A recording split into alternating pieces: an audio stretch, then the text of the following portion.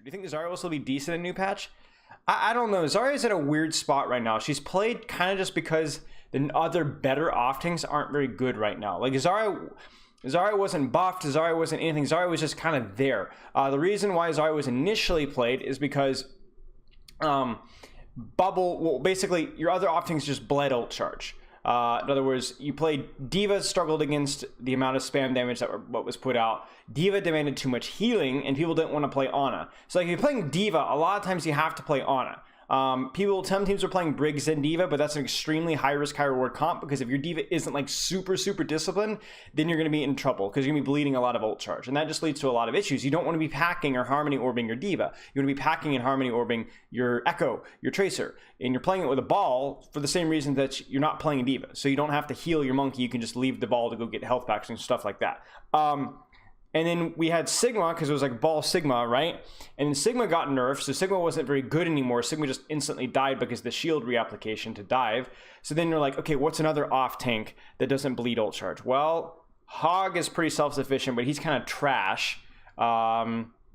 I guess Zarya doesn't need a lot of ult charge, and Zarya can theoretically protect her backline and enable her frontline to do stuff, and she's got a decent ultimate, so then they played Zarya. So it wasn't anything like, oh, Zarya has this perfect synergy. Zarya was just kind of there and just didn't bleed ult charge, so that's why she's played. So I don't know about Zarya, man. Like, Zarya is understandable in the competition that we see now for various reasons, but there's a very high chance that we don't stay Zarya for very much longer in the future. Hey, hello. Who is this ridiculously handsome gentleman? You know, Lockie, you're such a funny guy, man. You're such a funny guy. Such a funny guy. It really makes me want to slap my knee. Really does. Yeah, we're gonna try and read the compositions here a little bit and try and discuss what and why what's being played. The only reason I think that you could make an argument, chat, can you think of one reason? Let me go ahead and pull this up for you guys. Can you think of one good reason why teams might be playing Zarya over D.Va besides the fact that D.Va demands more healing? Excuse me. Because look at this composition here. Look at this composition. They've got an Ana. They have enough healing. They can save packs for Tracer, Ashe, Ana, no problem. D.Va's not going to demand that much more packs, right? So why would you play Zarya over D.Va here? Ult is definitely good. Off-angle control, actually D.Va's probably better than that. D.Va's way more flexible at that. D.Va can't mitigate Zarya damage? Maybe. Think about, what does D.Va normally do when played with Monkey? What is D.Va's job? What is D.Va's job with when you're playing like Monkey Dive? What does D.Va do? What does she do to help her monkey? Peel. Okay. D.Va matrixes, but matrix. Okay, yeah, basically gets him in, right? D.Va's job is to get him in. Now, I want you to think about this. Why would you play Zarya over D.Va when you're getting this big guy in? Why do you think that is? Look at this right here. Why would you like a bubble to get in over matrix to get in here? Maybe. Yeah. Bubble stops bash. Bubble stops whip shot. Bubble stops rock. Bubble stops, last I checked, coach gun. All of these. Bubble also cleanses Discord as well, which isn't a major thing, but it's a little bit helpful. I don't know if Bubble prevents all boops, but it definitely prevents a lot of the CC and like Discord stuff like that. Pile driver as well. Yeah. So you look at a comp that has a lot of heavy CC and a lot of ways, and really mostly Brig. This is the big one. Like if you see, you're like, well, you don't see Sigma played a lot. Yeah. You don't see Sigma played a lot. But even if this is like Zarya, you want Zarya bubble because of really just Brig. Brig's the big one, because the thing with double bubble is it actually puts a potential threat on Brig that wasn't otherwise there. You're talking about a hero. Now, Brig is squishy now. She's got only 200 HP. But she could boop monkeys engaging. She can bash them. You have a monkey with a Zarya bubble jump on top of a Brig. If the Brig gets landed on by the monkey, she should die. Almost always. Or she'll need to get Zarya, or she'll need to get, it's either Zarya bubble, Harmony Orb, or she'll need to bash out. It's bad news. You guys remember when I was coaching Lep on stream, his Brig and the double bubble thing? And it was literally like, you cannot be jumped on as Brig. It cannot happen. You will die instantly. So your job is like, the bubble allows that to be an actual threat. Instead of Monkey jumps in, he gets whip shotted in the air and he drops here when the dive wants to actually happen here. Whereas he goes here, Brig whip shots him, but it doesn't matter. He just keeps going and then now the Brig's dead. So the double bubble is really good against Brig. And it's really good against these kind of CC hero picks. Obviously, he takes more damage on entry, but that's okay. It does block a little bit of damage as well. So it's the CC and disruption that allows him to go in. Now, what's key is if we start to see less Brig, or we start to see more open spaces where it takes an eternity for Zarya to get there and she's not going to do anything anyway, you might start to see D.Va again. And really, if you see D.Va, that probably means it's an open sightline map. And if you see an open sightline map, you probably shouldn't be playing double bubble anyway. Because we're gonna come to like this, at least this is my opinion from what I'm seeing, is right now, in a lot of ways, it feels as if Zen is still better than Ana with these dive comps as long as the sightlines are long, right? Sightlines are long, you prefer running Ball, you can run Ashe still, you can run Zen, etc., etc. Sorry guys, I have to adjust my camera. But if the sightlines are shorter and allow for brawlier style comp, the Monkey Cleave, Bubble does more, Zarya does more, Ana's stronger because, you know, shorter sightlines for nades and sleeps and things like that. So what we have here is we're going to be seeing, basically trying to see, like, why do you think they're playing double bubble here? Do you think it's the best composition? Could they get away with Brig Zen? Do they have good sightlines for it, etc., etc.?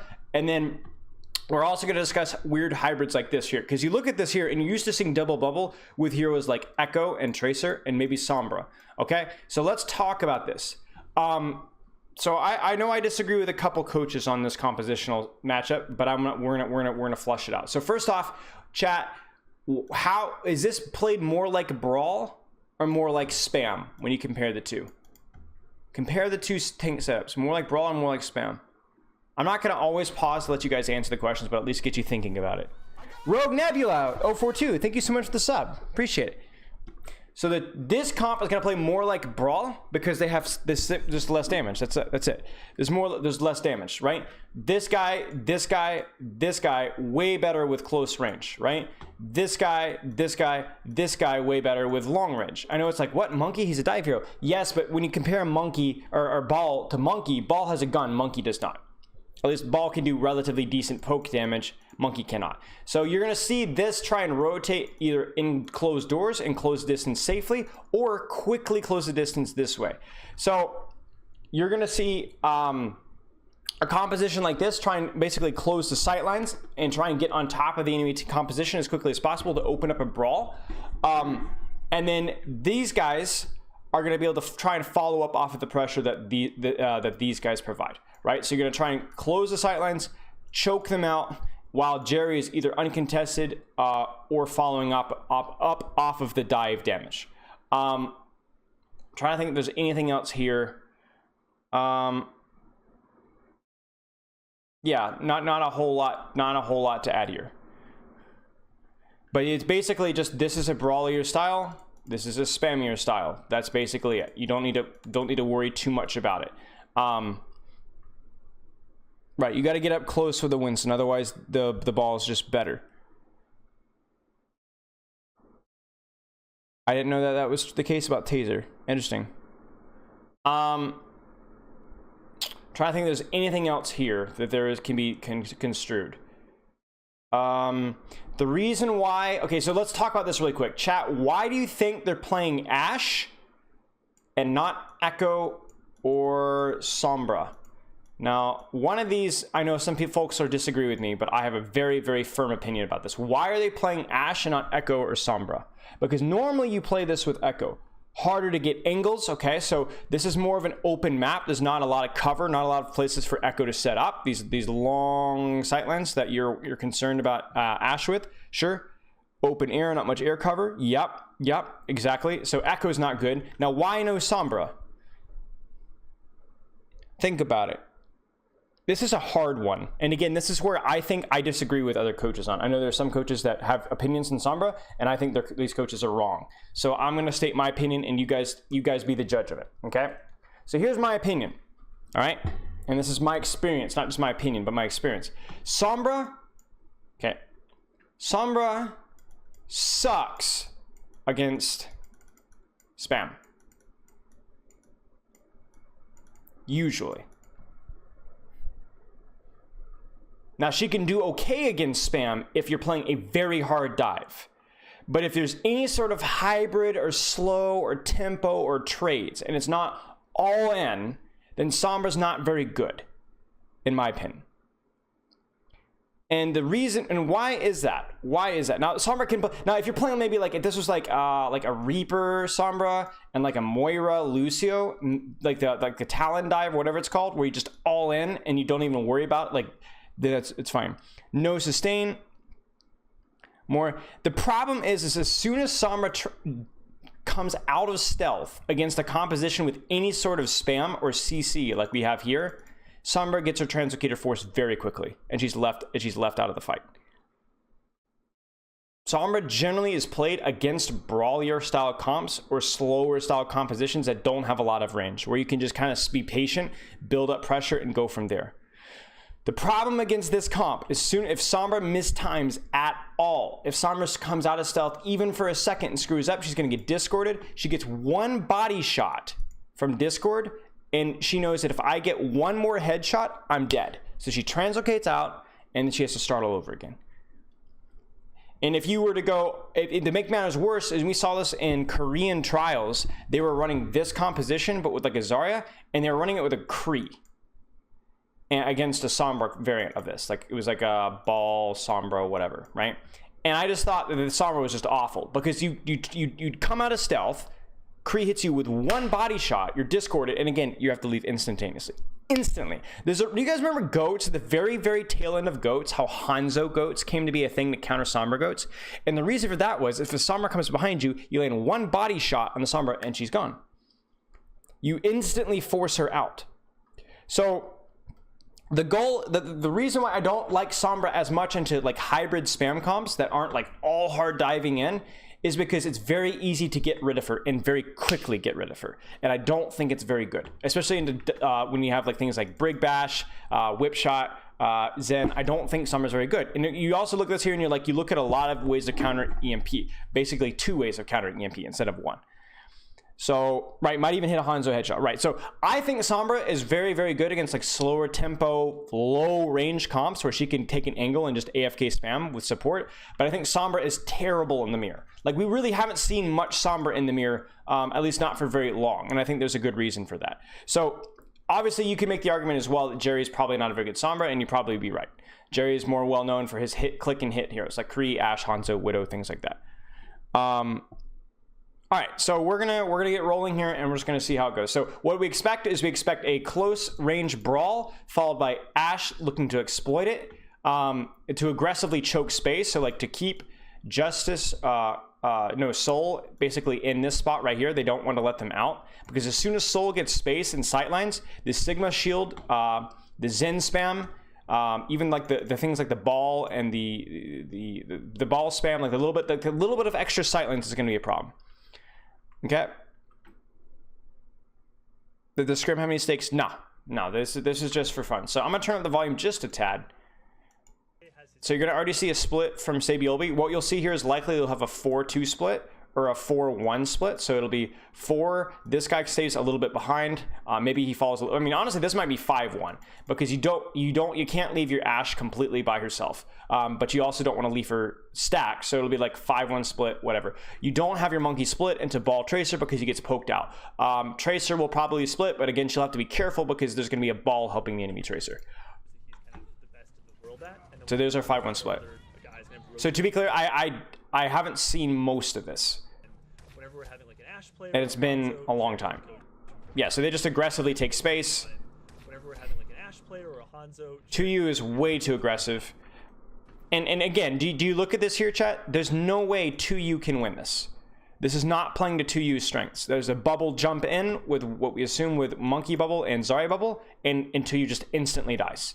So this is a mistake from 2U. He's playing way too aggressively. I'm not sure if they're used to playing in the mirrors. Maybe they're not used to playing against double bubble, but this is obviously a huge mistake. And the problem here is that when you lose first fight in this map is you're either going to get spammed out or choked out on every single rotate. There are no good angles on retake here. This is a rough map to retake on. And so really right now, all Justice have to do is clear out Marvel, make sure Marvel leaves, and then they can literally just dive in again. So clear out your angle, clear out Marvel on ball, and then bingo. 3, 5, 4, there it is. Decay's feeding. Yeah, so Decay just gets yoinked. Fitz just looks like it hits 2 scoped body shots on him, or a unscoped headshot into a body shot, scoped body shot. So clutch on Fitz, but you can look at the issue here, chat. Think about it this way: what does Decay need to do right now? Yeah, I have earbuds. I have beta earbuds. What's the difference between Brawl and a hard engagement? Hard engagement, I mean, Brawl is just short sightlines, that's it. Hard engagement can be rushing in and smashing in with your short sightlines. I mean, you could say a hard engagement might be peeking your snipers at the same time, right? As your ball slams. You're using long sightlines, but whatever. You need to say AFK, exactly. Timing with Winston, because the goal is that either Fitz is looking at Decay, waiting for Decay to peek, which means these guys engage without Ash shooting them, and then when they all go in, Decay can now duel Fitz, and Fitz will get no armor packs, no harmony, no nothing, right? He'll get nothing. He'll get absolutely nothing, and it's a true 1v1. Or Fitz will get distracted and look at these guys initiating, in which Decay has an advantage in the duel anyway. So would Fitz have killed Decay either way? Maybe. This is just a great mechanical outplay. I don't think Fitz is being supported right now, but this is just either way. This is a mental error from Decay. He needs to be listening to communication better. He's going too early. And truly, if we go back a little bit here, when does he get his recall forced? So like really, Decay doesn't even need to be forcing anything now. Like Decay really should just be AFKing here and chilling out, because he knows they've already got the kill, they've got a free rotation, they're not in mid-engagement, and then going afterwards. Because the danger here is if Sabiolbe's paying attention to this, he hears recall, Sabiolbe could have heard this and chased down Decay, and Decay would have died because Sabiolbe didn't have his recall forced. So timing from Decay was not good there. So there he's going in. I would like to see more aggression from Closer here. I don't think there's really any reason for Fury and Closer and even Bebe to not be going in further. They've got one pick. Jerry will stay a little bit more isolated here, but I think they can all go in and choke this space out here. They're up 1. They have good follow-up from their team. That would be my preference. Jumping in as well. Decay's down fairly early here. Looking over towards the Soul side of things, we're seeing. Okay, so really unfortunate that Decay died, because you can see the issue here is because Decay died, they should have been able to control them and contain them in this small space, but because Decay went too aggressively ahead of time, Fitz is able to peek out for now, and this is a problem here, because the reason why this point is really strong. It's very similar to Hollywood's second. Okay, you can push the cart all you want, but if you don't control the high ground, against most compositions, you're going to get spammed out and you're going to die pushing cart. So what you have to do is you have to cap point by controlling this, because whoever controls this can easily spam onto point from cover, so they can all cover mag. The problem here is that because Fitz is able to peek out for free here, and Decay is Decay's not pressuring him at all, then these guys can't even abuse the pillars very well. And because they're getting zoned off of pillars, then they can't really support the point very well. And because they can't support pillars of point very well, then now you're gonna start to see creatives start to peek out here and get good spam angles. So you see the snowball here? You see the snowball of where this position isn't being bullied. So this position then directly bullies this position. Come on now. Why does it do this? It does this to me sometimes. And so this position, come on, man. All right, whatever. It does that to me sometimes. This position bullies that position now, and because this position's getting bullied, this position has to back out, and because this position has to back out, we might actually have this position's able to rotate out this way, which means they might bully mag out too. And so what was literally a free fight win on 2U feeding might actually be lost because Decay traded unnecessarily. Do you see, again, it's all about controlling the sightlines and controlling the space. And obviously for Washington, you're more concerned about controlling the sightlines, because if you don't control the sightlines, this comp is going to spam you hard. So it's a chess match, right? And you notice how patient Seoul is right now? They're not rushing. They'll start to peak now because the point's being capped, but 2U's coming up now. So what we expect from, here's what we expect. So what we expect from Seoul is we're going to expect them to peek out this way and hopefully get some pressure on Jerry from the back here. Notice that Marvel's all the way behind. So Marvel's going to come in this way, right? I would like Sabiolbe to kind of come this way as well. I know he's pressuring point right now, but this isn't really a good angle for him. This is a long sightline. And obviously that's good against a monkey, but you're concerned about this, right? You're concerned about this from the Zarya, from the Ashe, most notably. So what I would like to see is Sabiolbe coming back this way and putting some pressure on backline. Obviously this backline is harder to dive, but you can just pressure it. And then you can basically, you're going to basically see Soul come out this way. And as soon as Soul comes out here and starts to spam mag, we want to see Washington pull the trigger and initiate here. Now, the problem obviously is that they've been spammed out from a close position, so this might be rough. They do cap point. There's the dive. Where is Jerry? Oh, Jerry gets headshot. Fitz, nice hit from Fitz. We are definitely into more of a heavy... And Mag just goes in by himself. Mag's gonna die. This is a miscommunication. Who is the miscommunication with, chat? I mean, we don't know exactly what happened here or who miscommunicated here, but you can see the issue here. Where's my follow-up? Decay? Fury? I mean, I don't know if he's getting bubbled or not. It's really hard for me to say. I assume he is. But do you see the issue here? The issue isn't just that Decay's not there. It's the issue is that nobody's there. You guys are all right. It's really, I mean, even Fury isn't really in a position to go in because remember, this comp isn't going to win in long sightlines. So Mag just kind of going in here to like play patty cake with enemy backline isn't going to work. You need to be in. You need to be in. Jerry needs to be on a way more aggressive position here. Bebe needs to be like going in. We need to be breaking shield and looking for a nade. Like Closer needs to be getting his Inspire proc. Decay needs to be putting pressure on this. So that, and the real problem here is Decay should be pressuring this so that these guys can go forward. Because this is the reason why they can't go forward. You see that? That's the reason why. So I'm not sure what Decay is doing right now. Decay is just...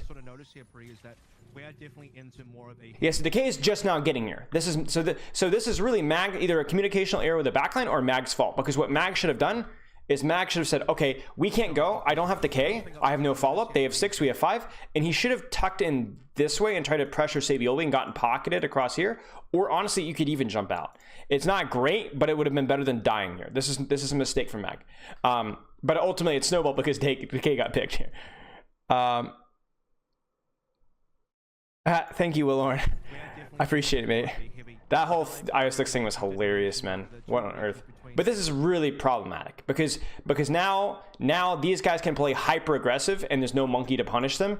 And it's easy peasy. Now, here's the thing, chat. Here's the thing. I'm sorry, we're going really slow, but I'm having a really good time. I'm learning a lot. This is fun. Okay. If you are just Seoul Dynasty right now, what do you do? Where do you leverage? Where do you push? Where do you leverage? Where do you push? Remember, this is a shorter sightline because they're behind a corner here. And this is kind of main. Where do you push? Think about it. Where do you learn? Where do you push? What do you start leveraging? To me, I would start applying point pressure immediately. I would start... First off, I would probably send Sabiolbe around behind and maybe start to pressure a little bit, put a little pressure on Jerry, maybe, or add 2v1 here. I'm thinking about this. This optimally isn't, yeah. So what I would probably have is try and have Fitz pressure Jerry if possible, maybe, and try and get point. Now, I'm a little concerned about point because it can still be spammed. I don't really want Soul pushing in here though.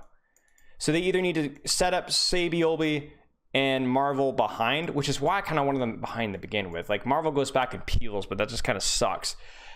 And then pressure Jerry so that you can then cap point. I'm not sure. Let's see what they do. I would not run into here. That's not the play. North American, APAC, we're going to have some differences, and I think over towards APAC, we are seeing a lot more of this type of meta. Yeah, absolutely. You know, well, it works. It works, chat. I don't think that was the play, but it worked. North American, APAC, we're going to have why does it work? And I think over towards APAC, we are seeing a lot more of this type of meta. Oh. Yeah. So it works because two reasons really. Two reasons really. One is because Fury, like Jerry backs out, but Jerry gets split really hard, which is not what you want to be doing when you're playing into a ball, right? But then also Fury spends a lot of attention on Marvel, and that just kind of lets them 3v2 right here. And Decay again is just not really doing much. Like he's marking Sabiobis, that's okay. But I'm not a fan. So like honestly, credit for Seoul. I don't think that this was the play, but they made it work. So and they timed it well as well. Look at their team. Sabiobis leveraging point. So this basically prevents Decay from peeling this off or pressuring this. So Marvel goes in here. They pressure here, and Fitz is peeking aggressively at the same time. And it looks like Fitz hit some shots as well. Does he? Yeah, he hits a couple shots there. Yeah, he zones Fury out completely. That was good. So that's where I think, like, macro-wise, maybe not the best play. Maybe a little rushed, but they did it. They synchronized their pressure really, really well. So for setup here, let's go ahead and think setup here. You're probably going to see Briggs and Sigma playing approximately this sightline here, the longer sightline. They're going to let this composition out, and they're going to rotate back across this way if the Justice come across here, right? Oh, they go. If the Justice come across here, right? Yada, yada, yada. Now, what the Justice might do is they might actually rotate all the way around through this short sightline and flip the map and then pincer with their Tracer Ash this side. So we'll see. But again, like, don't overthink it. Just think long sightline. Long sightline. Excuse me. That's what the Briggs and Sigma won versus this call. Good cover. You can shoot point. All that juicy stuff. So yeah, we're kind of getting a nice picture of both approaches kind of that APAC meta right now. All right, cool. Let's take a look here a little bit. Good. Getting some early spam in, like Mags dropping a little HP. Yes, this is just kind of not great. That's not great. Okay, so this is really important. This dive does absolute jack. Because it's all like it's like the thing that we saw yesterday. It's like all coming from the same direction. Now this might be okay because what they actually do with it is that they actually they know we're not going to get any kills with it, but maybe we get some actual space. So they need to hustle and W key through, get back control of pillars, and then what they could do is they can double dive. They can dive afterwards, and Decay is going to double behind and take an angle this way. So maybe this actually ends up working out. Yeah, that's what I would expect. The first fight obviously being won by the Soul side of things. The first sleeping as well, so good sleep coming from Dave. Yeah, so they just all in. I don't know where Fitz is right now. Fitz is split again on the flank. They're just able to brute force their way through a lot easier. Ooh, that's loud. Like that audio is weird. I think we can both agree Decay's absolutely. This isn't one though. This is a really messy fight. Oh dear. Should be a bit of a treat. So do you see this, chat? Basically what happens is this. Basically, they've gotten to a point where they've closed the sightlines and now it's very short sightlines. But to get there was very expensive. It costs 1, 2 ultimates just to get there, right? Now they flux, and crucially Bebe dies. That's really unfortunate. You really should not see that. Armor pack should have been available. Some nade, something should have been available. Because once you get the sightline, you need to keep your Ana up. They do get 2. And somehow Zarya just gets sniped. What happens to Fury? Yeah, Fury walks into a right click. Fury literally just walks into a right click, chat. You can see it right with this positioning. Right here, he's on the mini. He's right behind Decay. And then he just walks into the right click right here. He peeks the Discord. He's got Discord on him. He just gets his head blown off. And then Sabiobis sticks Mag. And losing your Zarya Ana like that, it's really unfortunate because you close the distance. You close the distance, but unfortunately you got to a point to where like it was so expensive and you lost your Ana along the way. You're not able to keep it out, and then these guys are able to peek out again. So they capped the point. That's good, but you don't like that. It's one of those things, you know. I think my first 2 or 3 scrims when I was on a pro team, you know, I was probably supposed to be. This is when I was on NYX. I was supposed to be. They're just trying to stall point now. Watching someone else, and I was just watching. Okay, they get Bob and point. Oh, that's scary. I just wanted to. Oh, what? The Bob boop. It is special, and yeah, I mean, Decay is one of those guys. It's special to see what he can do on this hero. Seeing Mag and Fury work together. Okay, this is like I said, the scuffed spectating is a little rough here. I honestly have no idea what's happening. Changing up things a little bit. I think he did actually start on the Winston, which is one of his more well-known heroes. B mines, but Rally is stopping that from getting anything done. And like once more, we've now devolved, like we've now reached a point to where long Sightlines is going to be held by this composition again, and then these guys have to close the distance all over again. And the important part here too is that they don't have any tools to close the distance anymore. There's no tools to close the distance. Nothing. There's nothing there. What you could have done, you know, you could Bob point, and then you can rush them because they're all distracted with Bob, or they have to send resources to contest point, and that takes resources away from your rush. You can jump in with Primal, which is what we saw. We can jump in with Nano, but they have nothing here. And these guys are going to build, they're going to hold Rally for when they do get dove, they'll be able to sustain with Rally, and they're going to have Trance as well. So... And so I hadn't had a lot of chances to see Mag. Well, I remember in they're probably gonna do the far left rotate, honestly. Like, I feel like that's the play here. When you have no ultimates, I don't think this is the play. Okay, well, 2U just feeds. Like, this is again where this is the second time now where something that should not have happened simply because of one team executing really well. Do you see what I see here? There's pressure this direction. There's pressure from behind by Mag over jumping, and there's pressure from Decay here. What they did here, this is called a fake rotate. You guys see this here? Watch this. We're going to rotate left, right? The short sight lane, the Brawl sight lane that Coach Spilo told us to do. Yeah, right? But just kidding. We're going to double back because 2U is like, okay, guys, they're rotating this way. We got to be ready for that. And then he gets caught. You see that? He's literally standing right here. What? What is he doing? He's like, hey, y'all, how's it going? Oh, no. This is like, here's Johnny, except it's Monkey. Oh. And 2U is literally right up in the face of an enemy hard dive. And he backs up, but it's too late. It's too late. He gets shot. He gets shot on the way out. He's already half HP. They rally counter, but it doesn't matter. It's too late. I mean, I don't love Sigma in this comp. Like, I don't think the range that you get out of him is worth it against this because the Sightlines here are decent, but they're still like too short for my tastes. And Sigma is just kind of too much of a liability with his shield thing. So I think I don't like the Sigma, to be honest. But if you're gonna play Sigma here, you need to have more respect to the brawlier style tough. Because like, look at that, he just instantly died. He played the short sightlines, he got greedy, and he got smashed. And it really sucks here too because you just pop Rally. Because let me tell you something, if 2U plays this like legit 2 or 3 meters safer or 3 or 4 meters safer, and this Rally keeps him alive, these guys are all dead. Every single one of these gentlemen and ladies, they're all dead. Every single one of them. I mean, probably just Zarya. Honestly, just Zarya probably would have been better. I mean, Sigma's fine, but you got to play it properly, and this isn't the play. Because Zarya is going to be able to play like a little bit safer with the personal bubble, just a little bit, and be able to protect the hard dive. So this is just silly. Because look at Mag's HP. Like, Mag almost dies. Fury was also very low.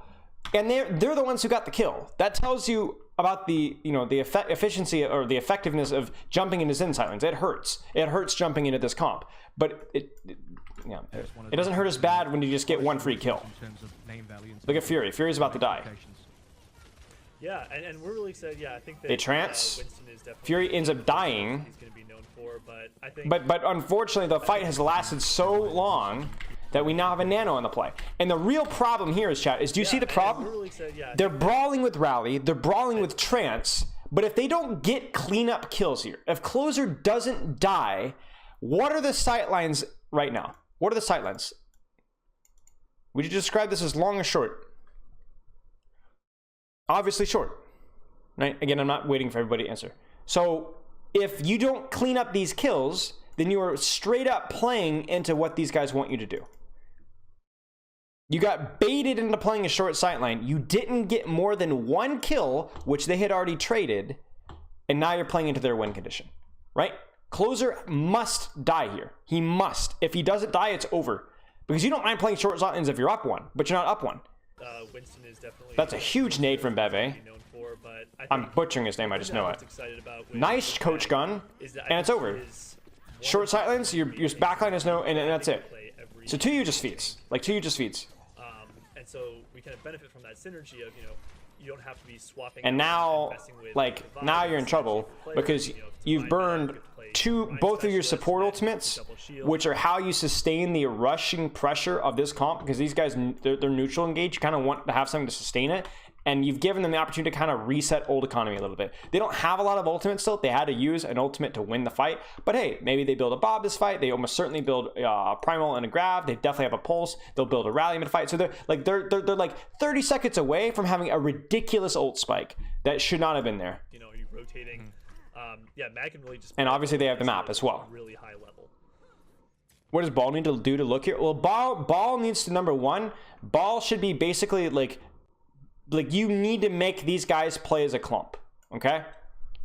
You guys need to make these guys play as a clump. You cannot let Decay split off. So what you can do is you can go hunting for Tracer and make sure that Decay is playing like around his backline. And if he's playing in his backline, then he's a lot less dangerous to your team. And then as they rush, and this is key, as they rush, you want to disrupt. You want to go in there and pile drive in the middle of them. Once they've committed, just slam into their backline. Make the Ana burn sleep dart you, or nade herself, or armor pack the Ana, bash on you. You're threatening Jerry, so they all have to turn around and peel Jerry while you're going. So basically, as this composition rushes, before the composition rushes, you're hurting them. You're keeping them close together with you and your Tracer, okay, and your Discord / Harmony.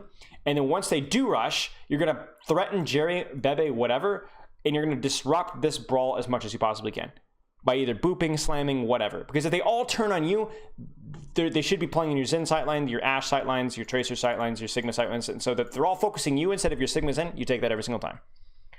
Yes, you hard herd until the commit, and then you hard commit. When they hard commit, you hard commit. Right, you don't want to go in there too early. You get bashed, or slept, and then you die, or you get a lot of cooldowns forced before they commit. Right, until then you poke Tracer, poke the Winston, poke Jerry, just whatever. Just don't get nuked, basically. Obviously all your and they don't have Discord, so you can be a little bit disrespectful to them. Because Zen is simultaneously countered by Ball and also counters Ball. Okay, so we've seen this setup before. Does this look familiar, chat? We've seen this setup before, right? Now, do you see Decay? Why do you think Decay is playing point and not here, chat? Why do you think that is? Why do you think? When you say hunting Tracer, do you mean with assistance for your Tracer? With your Tracer. Yeah, you have a mobility advantage when you're running Ball Tracer over Winston, so you want to abuse it. Tracer versus Ball, I think Tracer has a slight advantage, but Ball can also just screw off anytime. But yeah, it's a very, very even matchup. Yeah, so, right, exactly. So, like, Decay doesn't want to be playing over here. Decay would like to be playing over here. This is better and less obvious than here, but he knows he's going to run into Ball Tracer and maybe even Discord, and his team can't help him on the other side of this wall. So he's playing in a, like, again, more of a frontline Tracer position, which is understandable. It's not optimal, but it's understandable given the situation. I would say, I mean, it's obviously he doesn't want to be predictable, but there's a reason why Decay engaged from this side of the map. You guys remember that? It's because he's playing with his backline and he's not going to get marked there. So Decay might even try that again if he gets a chance to, because he can still pincer there, and this just doesn't feel good, right? This is riskier, and he doesn't want to be predictable, but that's something he can look to do. Now, is Mag going to synchronize pressure with backline and Tracer? Let's wait and see. Seoul, by the way, who have a Korean broadcast going on, so props to them for doing their side of things. Obviously on the Justice stream over here, we're doing the English side. Do you see how they're not like rushing things right now in terms of like both teams? Like they're carefully poking out, scouting, feeling each other out. Decay is actually gonna look to wrap around, maybe. From the Justice POV a little bit. Seems interesting. And woo! You know, that's not good. Kind of taking this mid now, side of things. This is massive. This is really, really big from Seoul. Because what this does, do you see how they're not just walking out? Do you see how you see what this composition is doing? They're sending Ball and Tracer to go bully Mag out a little bit, to push him out so that he can't dive their backline. So that's good. But then in addition to that, fits Bob's point. Now this is massive. Because what this does is this means that these guys are less at a risk of dive because they don't want to ignore a point, right? Like Justice can't ignore points, 96%. So they have to worry about point. But more than that, look what this Bop does. Damage done, and 250 HP, and bubble. There's no dive happening here, ladies and gentlemen. There's no dive happening here. It's not happening. Mag has to jump out. Or stall, which is probably what we're going to see him do. Yeah, he's out. And that's big. Now, you're thinking, okay, well, they just got matched by Bob. That, you know, what purpose does that serve? Yes, But now do you see how all of Justice is all stacked now? Do you see how all of Justice is stacked now? So even if they were to dive, it would just be straight at the enemy team. I think this is a good play. Like, you'll trade Bobs, but you also made Mag go in a bad position. That's not a very even trade. Now, that being said, we still have an ult spike coming up here. We're going to have Primal Graph. So I'm concerned. Are we going to see a pincer? Where's Decay? Decay's on point. What the European teams are doing. Decay's just hunting Tracer. Is this just a massive difference between APAC and NA? Like, is this just the Mines is weird. You notice the most about the Mines is very weird. Is this just what's the thing you notice the most about the differences? The reason you Mines point is because when the enemy team wants to touch point. But I don't know why you'd want, I don't know why you're gonna Mines point when the point's not yours. Or if you're gonna be fighting on point. This is a weird Mines.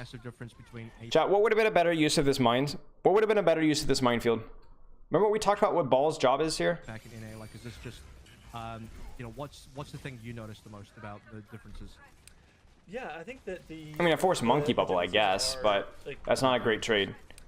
Mine backline, right? So what you would have liked is you would have liked Sabiolbi and Marvel, maybe. Like, I would have liked to seen a little bit more aggression from maybe Fitz split here, or like Fitz, like a little bit more aggression from these guys, just a little bit more, maybe just like a tad more. And Sabiolbi, Marvel put more pressure on point, and then as they go in, we rush in and we Mines here. Right, you mine. Remember, you initiate on their engage, but now you initiate with Mines, and that's scary. Can you imagine being this comp in the middle of a minefield? You ran into a minefield. That's not good. I don't think this minefield. All this does is just waste a little bit of time. Yeah. And somehow Decay kills Sabiolbi. Is this just the massive difference between APAC and NA? Sabiolbi goes for pulse, recalls, doesn't work out. Decay realizes he doesn't have recall, chases him down, and one clips him before he gets to play on the Mega. At least that's from what we see. I think there's Nano, there's Pulse, and this is just where the issue of Sigma comes to play. Like, there's just not a lot of pressure coming out, and this is where, there's nothing worse than losing first fight and pulsing them to a Brawl comp, because you can't peek. Like, you just can't do anything. It's just a rough map. It's interesting. It's a very hard map to retake. There's the dive, there's a Nano. He's gonna hit one person with Flux. He's gonna early bubble, and then and that's it. They just never get the touch. So honestly, Sigma didn't look great. Seoul really struggled to retake space there. The only time they successfully retake space was when I think Mag and I actually think Justice threw it. I think they messed it up. I think overall Justice played that one pretty well, but 2U definitely struggled positionally wise. Yeah, I wasn't a big fan. I honestly think Justice could have very easily 100-0 that if they had not thrown that first retake. Like, when Mag goes in by himself, like, that was just a scuffed, screwed up. I don't think Sigma was strong enough with the spam, and I think Justice was struggling to poke down. Like, you beat the sightlines, right? But when they're hiding behind a corner, like, how do you abuse that? That's rough. Hey, Aptic. He swapped the Sig, by the way. Okay. I mean, that's probably the only map you're gonna see Sigma on. But I'm not sure if it's worth there. Zarya hog comp because they said, hey, it's just what are we gonna see here? And then, we figured it out, and so I'm wondering, yeah, maybe some of these Euro teams, maybe they've just figured out. Okay, so again, same comp, shorter sightlines where your Ashe is taking an angle, longer sightlines. Now the difference here is obviously we have the Zarya instead of the Sigma, which makes a lot more sense. The sightlines are a little bit less long, and I was already skeptical of the Sigma to begin with. So. Why are they running Ashe instead of Echo?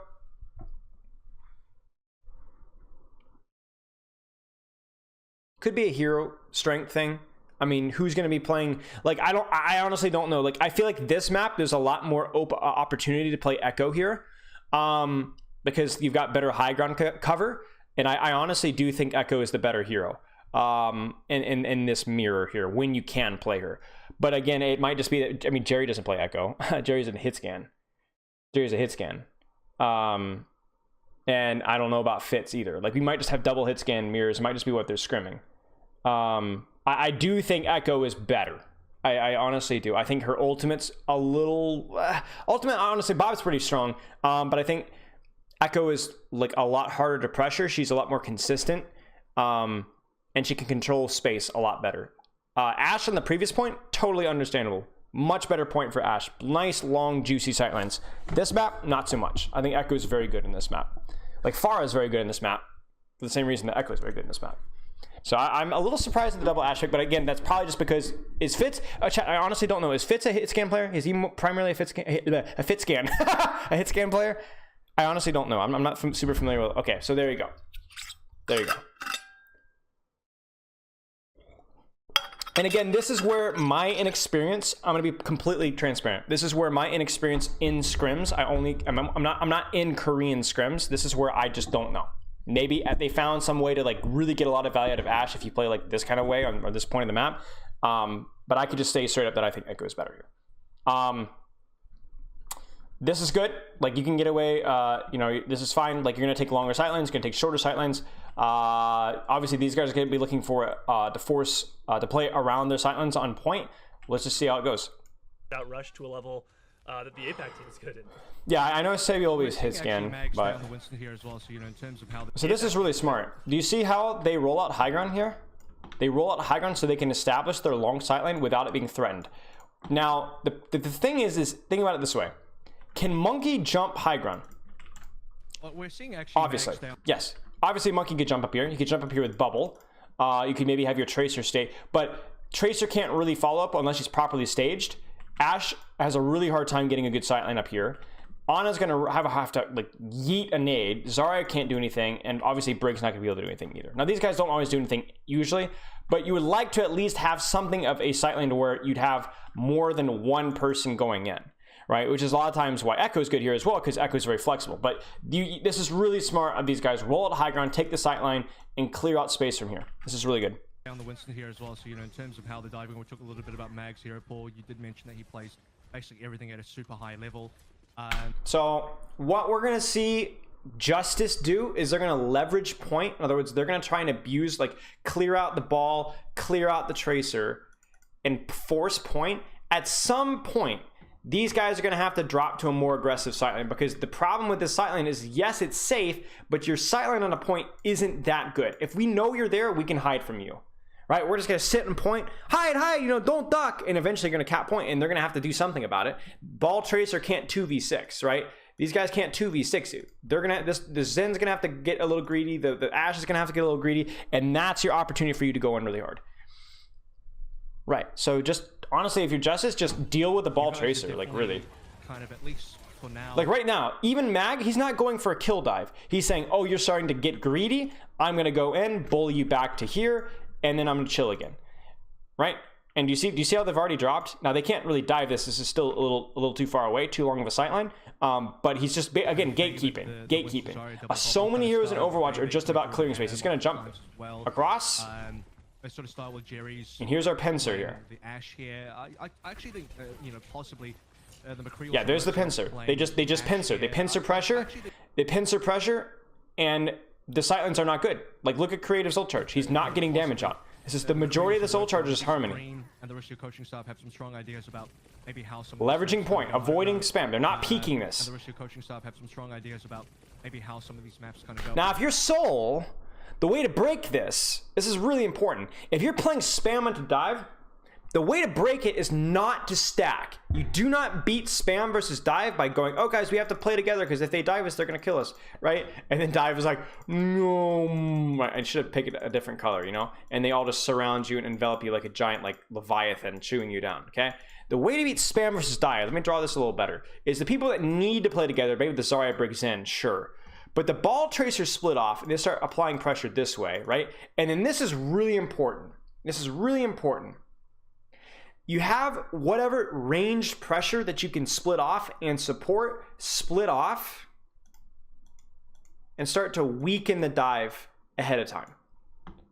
So like say this is Ash, okay? So we've got the ball, the Winston comp, they're all sitting on point, you know, they're all hiding, right? They're all turtling, you know, oh, don't peek that sightline, guys, they're gonna spam us out, right? You know, don't peek this sightline right here, oh boy. But then what you do is you sneak your Ash around, flank, give her Harmony Orb, give her Armor Pack, whatever, and you start laying into these guys. Link and say, "Come on, jump me, jump me." You jump me, she's Armor Packed, she's Harmony Orb, she Coach Guns away, and then they're all jumping here. She might have to run away, but she's already done damage. Your Ball Tracer then smack these guys in the back, and guess who's completely uncontested? Your Briggs in split. Or they go, oh, we can't deal with this Ashe. This Ashe is killing us. We got to go dive. We got to force a dive. You force a dive into Briggs and Zarya all clumped up together, and your Ashe is uncontested and laying shots into them. So you start to kind of do these very cautious splits, and you always split with the heroes that have actual range or heroes that you can actually pocket. You don't split your Zen because, yeah, he's got good range, but he can't Harmony Orb himself, right? His hitbox is too big. It's too much of a gamble. That's why Echo is played in these comps. That's why Echo is very strong, is because you can split off an Echo Harmony Orber, and she is going to unload on this comp. She's going to unload on this comp. So look at how, I mean, Justice having the advantage here. They're hiding the short sightlines, right? But what Seoul does to like make this fight somewhat winnable is they split off Fitz, they pocket Fitz and say, go get him, Tiger. Be bait. If they don't take the bait, you light them up. Make them walk indoors in sightlines. Maybe how some of these maps kind of go. I don't know. Bang, right there. Oh, there's the bait. We go. Uh-oh, just kidding. If you have any sort of you see how instantly Savioli was on that?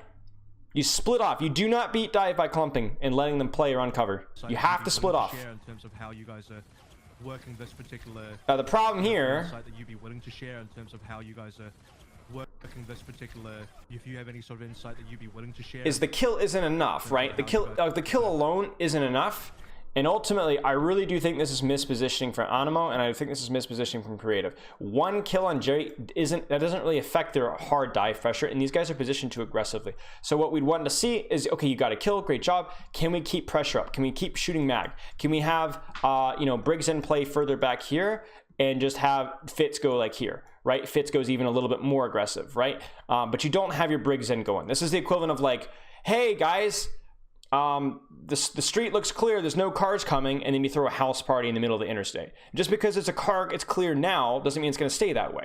You cautiously take space, and you always do so with your more mobile heroes, not with your Zen, not with your Brig. If anything, maybe you'd split your Zarya because she's a little tankier, or you'd split with Fitz because he's got a little bit more mobility. This is not a good, not good.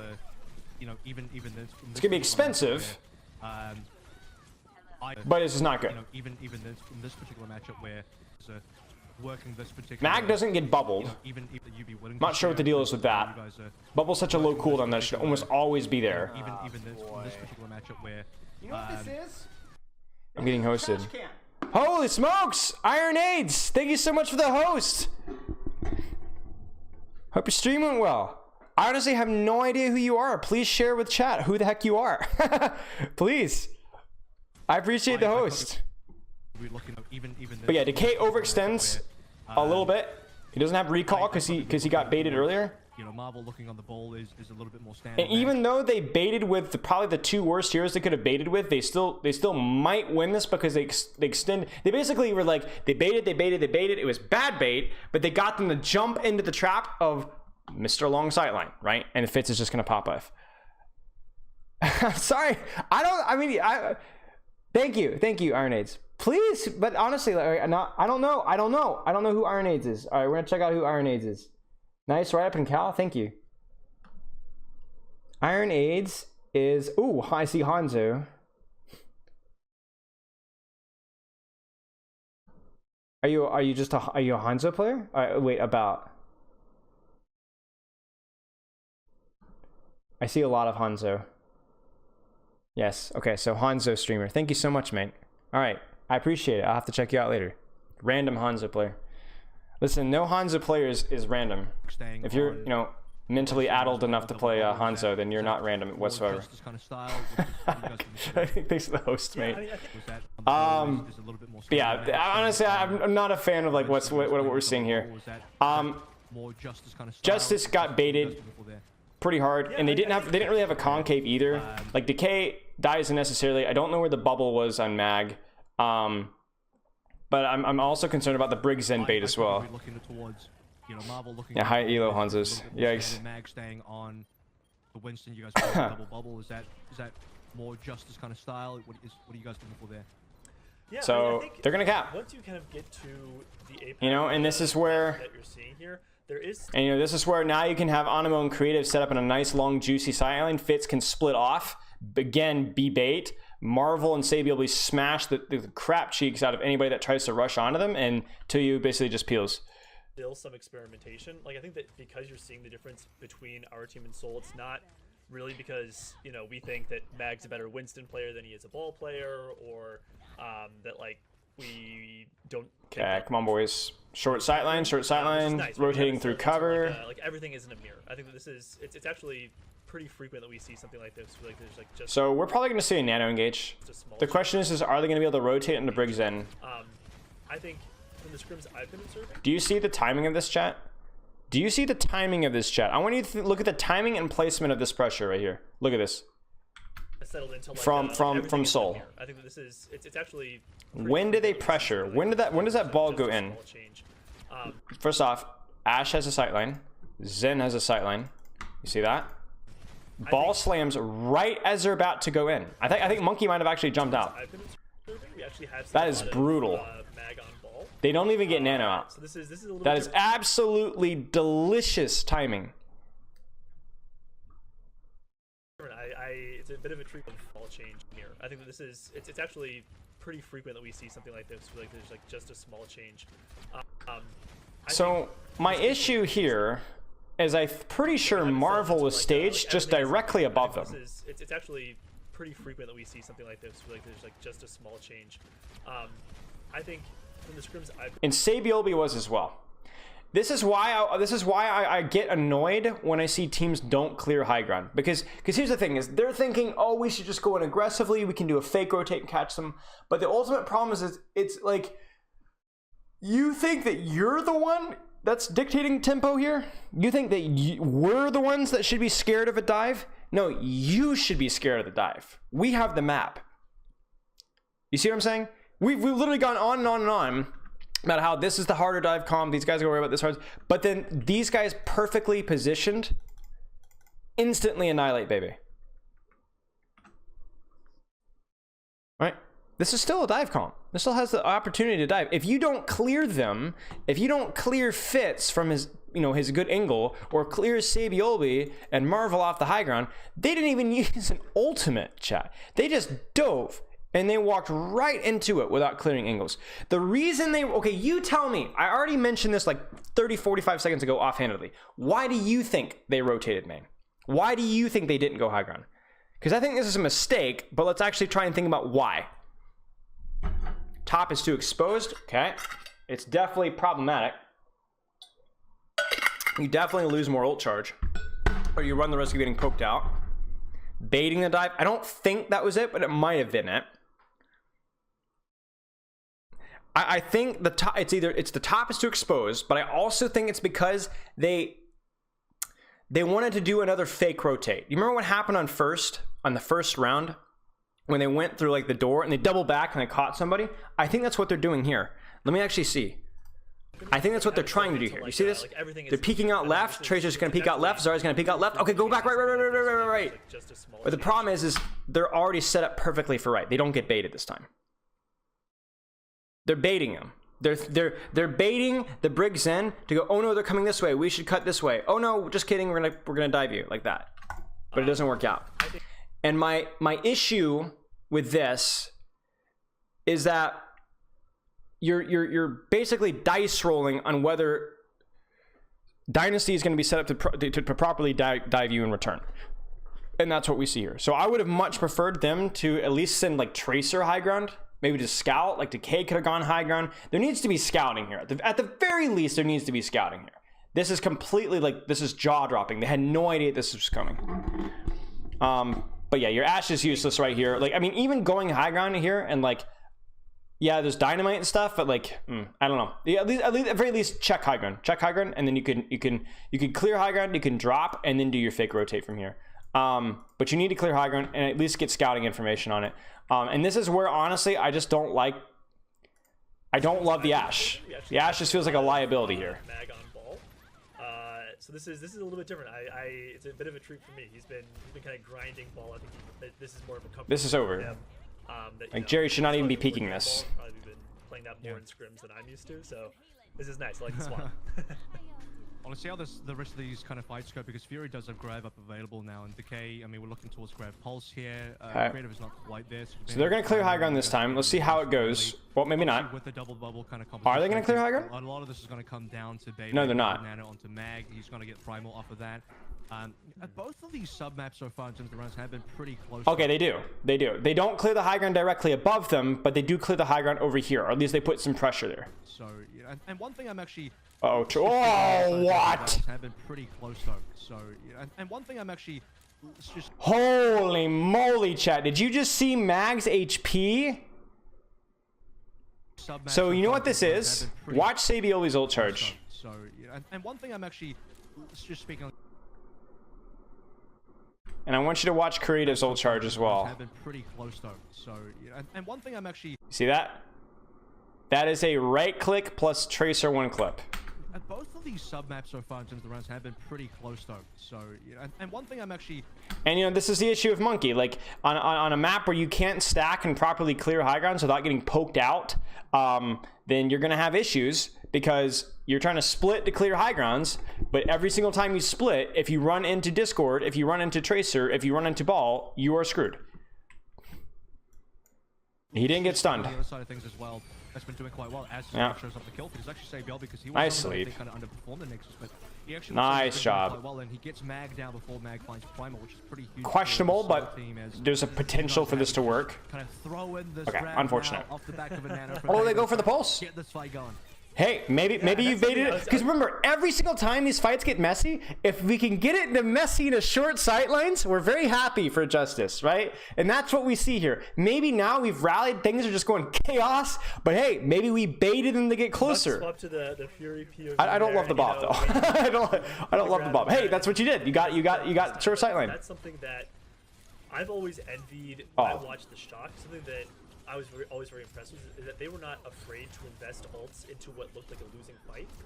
Did you know? Okay, so let's actually take this. Let's take this for a second, chat. How is this fight winnable right now? Who is in their favorite? Who has given up space? Who has given up space? The Justice or Soul? Obviously, it's Soul. So this fight is winnable for two reasons. One, because you use an ultimate, right? Two, because you baited Soul to put themselves in a bad position. Creative is close. Exactly. Hey, Kitty, careful. So this is something that you can take to your ranked games. You can turn fights where you're down one if you notice that the enemy team has like gotten greedy and is over pursued. Have you ever done that before? Where like they're over pursuing, and then they're just like getting greedy, and then all of a sudden you're like, what? Wait, what are they doing? I'm just gonna use nano here. I'm just gonna grab this, and all of a sudden you kill like 3 or 4. Has that ever happened to a ranked game, you guys? Where you're like, wait, why are they inside the small room? Why do they just back? Wait a second. We're a good brawl comp. And this is exactly what's happening here. This is not, oh, they turned to 5v6 with an ultimate. This is they turned to 5v6 with an ultimate because what Dynasty did with their positionings. That's what they did. Yeah, Caprices. Yeah.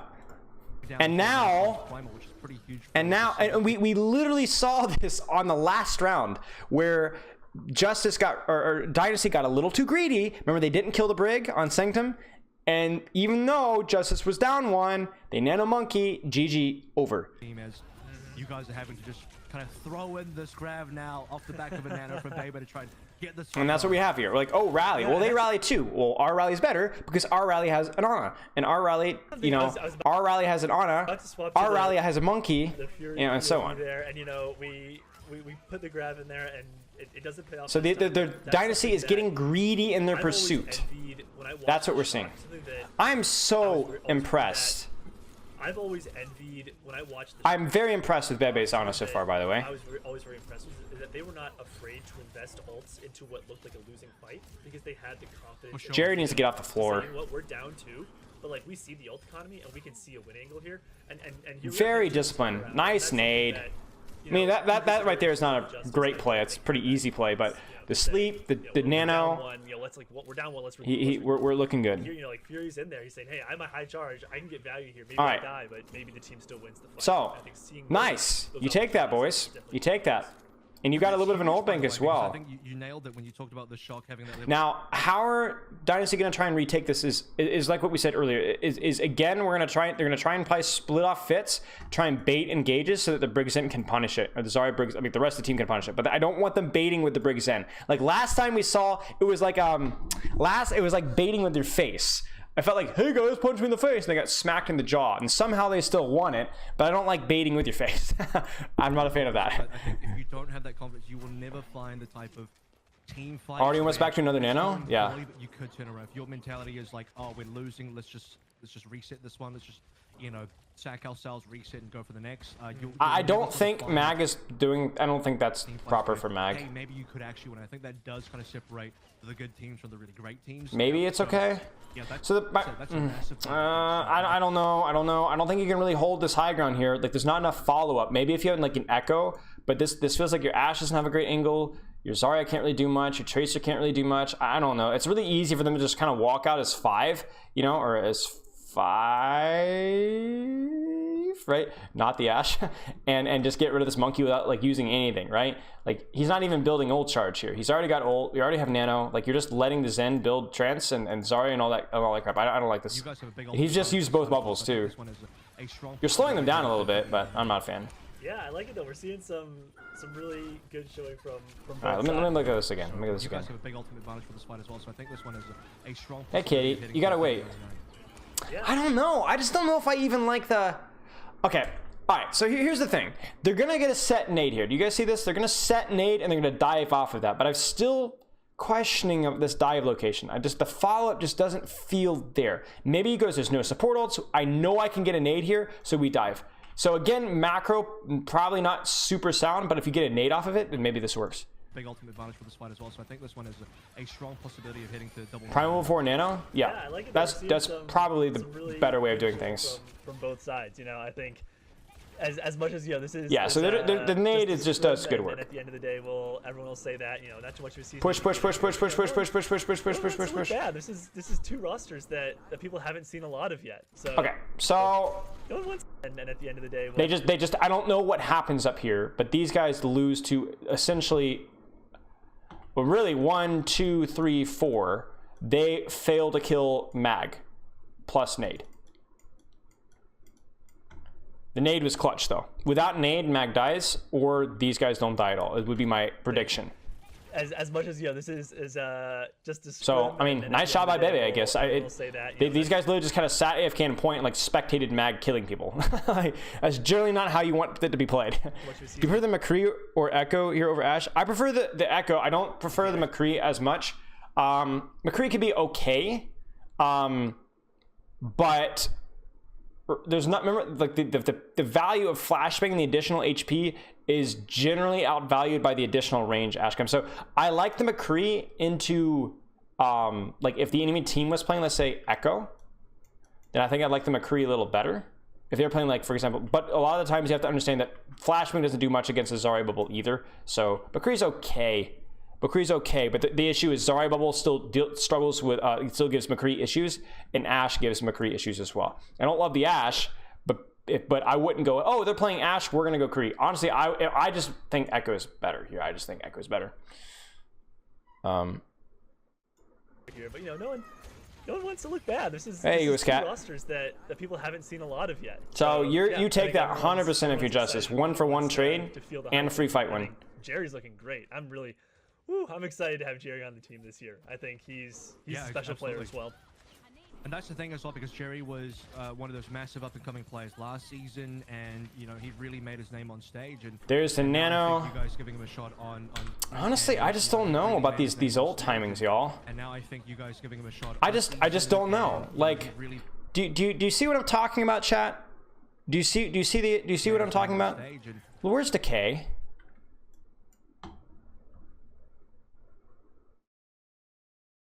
Where's Jerry? Fury is on the way down now. Closer and Bebe are on the way down. This just feels bad. This just feels bad. I assume this is Mag calling for it, so I'm not gonna blame Bebe. My boy Bebe he makes no mistakes, right? But this just feels bad. Where's my crossfire here? Where are my angles? Where's my follow-up from my Ashe? You know, where's my follow-up with my Bob? Where's my follow-up with pulse bomb or damage pressure? Like, look at the HPs here. This just feels greedy. This one was made more sense because we got a nice nade to go with it. But where's the follow-up here? Like, I just, there's nothing guaranteed in here.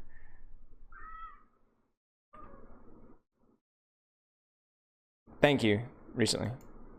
I don't know. Mag is gonna get melted. I mean, that's just silly. Like, I don't like it. Like, you might see Justice still win this because they still had the ult bank advantage here. Like, you're gonna have Grav, you're gonna have Rally, you're gonna have Bob here, and these guys are just gonna have Pulse Bob. Well, I don't know. It's gonna be close, but Justice is. I don't like that. I don't like the over aggro proactivity there. Wow, what? How does Marvel die? Marvel? Or Marvel has to touch, and he dies. Sabiel gets nothing with Pulse. Panic, Trance, or Panic Grav, Panic Trance. Yeah, just basically C9 / they just go. Not great. Not great from the Justice there on it was again the best thing about Justice there was the retake, right, where they turned the fight with a nano on the Zarya. That was really good, and then they were able to pincer really aggressively, baited them in close. Not great in terms of execution though. The first retake attempt from the Soul, I mean, was nothing. There wasn't even really a fight, and then that last retake there, Mag was just cast to the wolves. Mag, I assume it was his call, in which case he deserved to die, because that was a terrible call. They had to wait 3 or 4 more seconds to where Decay would have been in a better position. Bebe would have been in a better position to nade. Golden CO3, thank you for the sub. But this is not good, not great. They needed to let Soul out. Exactly, you want to let them out into your kill box, right? Then you go bang, right?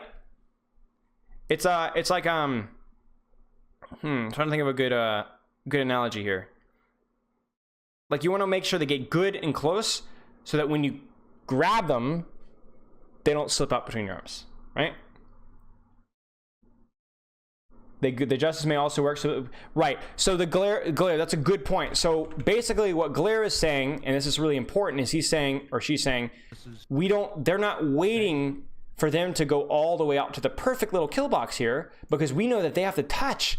We know if we just take a fight before they're ready, they might be split trying to touch, they might not be completely unprepared, which I think is a very fair point, except for one thing. If that's what you would want to do, then you need, if that's what you want to do, then you need to be better set up. This Decay needs to be already here.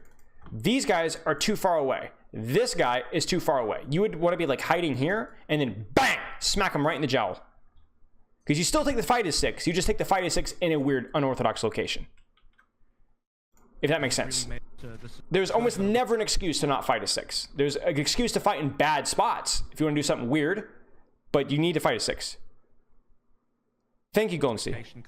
But that I do want to point out that is a really good point. If you do something unorthodox and weird, especially when points, yeah. Okay, sorry, we're getting distracted here. Good chance to see Fury come through on the Zarya. I think Fury, for the most part, is weird. McCree, Briggs, Zen. Okay. I think his Diva is what. I don't love this. Think, seeing a bit of Zarya, Fury, for the most part, is. I think it's, but we'll see. Most people remember, but where the heck is Mag? Is Mag trying to off angle? So basically, like the way this comp works is the exact same. Like, again, we don't overcomplicate this. This is just shorter sightline. This doesn't have a really good long sightline. And then if Mag gets scuffed up with bubble, he doesn't get bubble. Mag dies instantly because McCree's even better than Ashe at blowing up McCree without bubble. I mean, it makes a little more sense. Yeah, shorter sightline. I just don't know where Mag is. Most people remember, but I think seeing a bit of Zarya. Like, I honestly don't know where Mag is. I don't know if you guys will be playing any Sigma. I'm sure Fury has that in the bag. But you see there the sightline, like you see, like look at Creative's ult charge. He's just mowing down. He's under no pressure, so he's just holding mouse 1 down the choke. Jared can't even get out of the choke. What was the TP situation here? So Sabiel will be TPs. Yeah, so they just walk through. Honestly, it also feels like Their TP was a little faster as well, or a little better. Definitely one of the most high expectation kind of tank lines. So Yeah, so just slightly better, maybe. You got them a little slight advantage in the ult charge. And then obviously Marvel just goes ham in there. That's a crazy rollout from Marvel, just to abuse this choke like crazy. So honestly, not a whole lot to say there. They stuffed them out of space really, really well. Well done by Dynasty.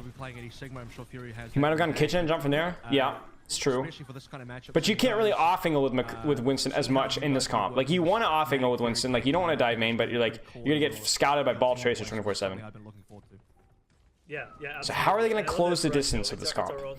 Hey, chat, after this round, I'm gonna need to feed my cat. There's the bubble. One of the guys that, big guy in Apex, kind of came into the league and it has been great the whole time he's here. So you're not unhappy with this. Now I want to know where Decay is. Is Decay going high ground? Yeah, Decay is being zoned by the enemy Zarya. And then he goes in. What is this dive supposed to accomplish, chat? New kids on the block, right? You have Fury, What is this dive supposed to accomplish? What are they trying to do here? Actually, I'm gonna be right back. I'm gonna feed my cat. You guys answer the question this. Don't just say take space. I need more specific answers. Because you're right, but you gotta be better than that. Come here, let's eat.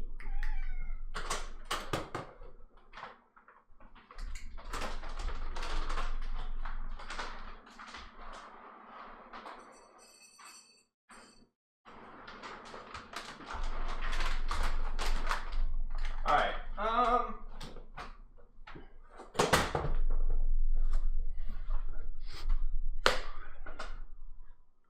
high ground control. Yeah. Cause like, think about it this way. Yeah, you guys are nailing it. Okay. The big thing here is that this is a sightline. Okay.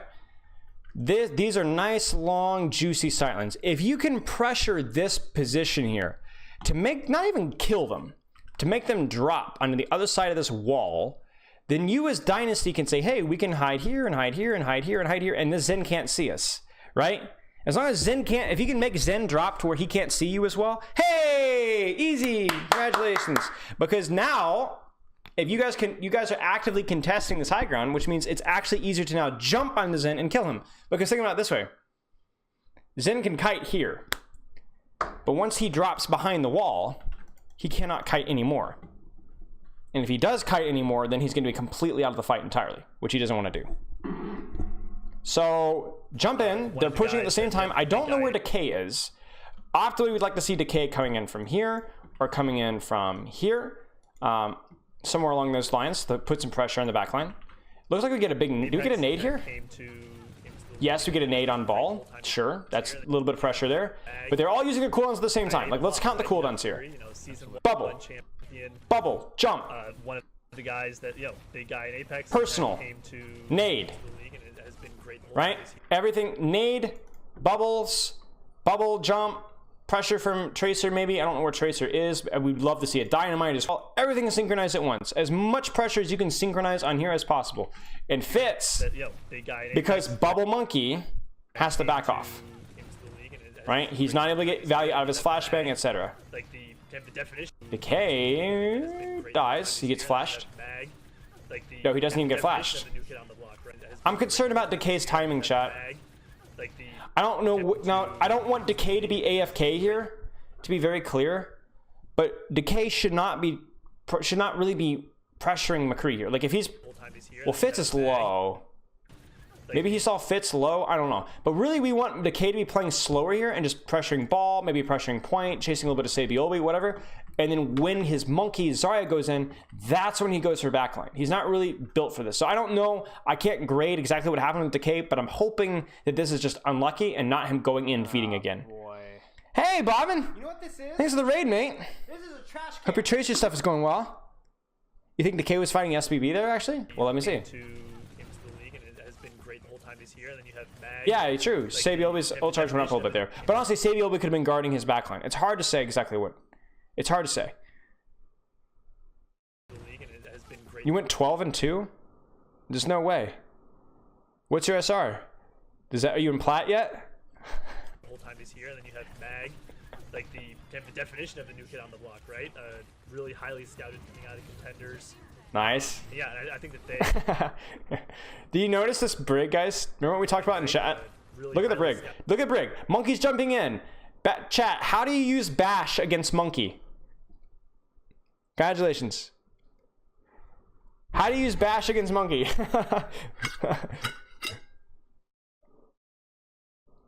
Yeah, gotcha recently. That makes sense. How do you use bash against monkey? Well, ladies and gentlemen, let's see what happens. She's out. She's out. That's how you use bash against double bubble. You do not get under the bubble. You get out. You run. You run for your life. Yeah. And there's the space. Yeah, I think that they. So their synergy is already there, and it's nice. Great, but it can get so much better. All right, up, in the best possible way, right? Like, I think there's just in. You notice how every dive is getting deeper and deeper and deeper as these guys get better at controlling the high ground here. Even though they traded, they're getting deeper and deeper and deeper. There's a really high ceiling on they nano as well. We're getting a chance to see now. I don't Speaking of the tank line, just really quickly. love the nano, but it's totally fine. Get space. Zarya on the team, is that correct? Correct. Woo! Yeah. Ah, Fury!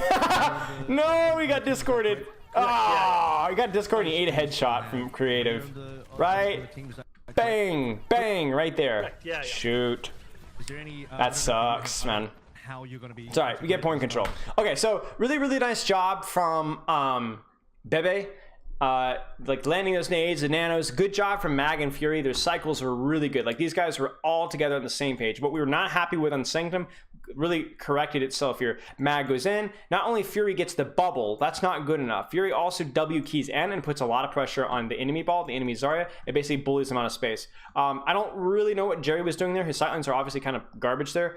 But I do want to nitpick something before we just move on, compliment Justice, pat him on the back. I'm going to coach Dynasty a little bit here. Now, chat, what do you think is my nitpick with Dynasty here? Kids on the block, right? You have Fury. What do you think would be a better? Do you see who's here? If you guys can't see because the bit rate's a little low, can I turn it up a little higher? Okay, unfortunately not. This is Brig, Zen, Kree. Now I want you to think about what we said. What did we say on Shrine? Where it was like how you are able to like the Ashe positioning stuff. Now think about that and tell me what's the issue with this setup right now. You're all clumped. Well, your ball tracer angled, right? So that's okay. But who should be angled here and where? They should have somebody further right. Yeah, absolutely. They should absolutely have somebody here. Who should it be? Who should be here? There's no benefit of being all stuffed up here. Yeah, Kree. I like Kree. I want my Zen closer to my Brig because I want him getting Inspire and all that juicy stuff. But I want Kree here.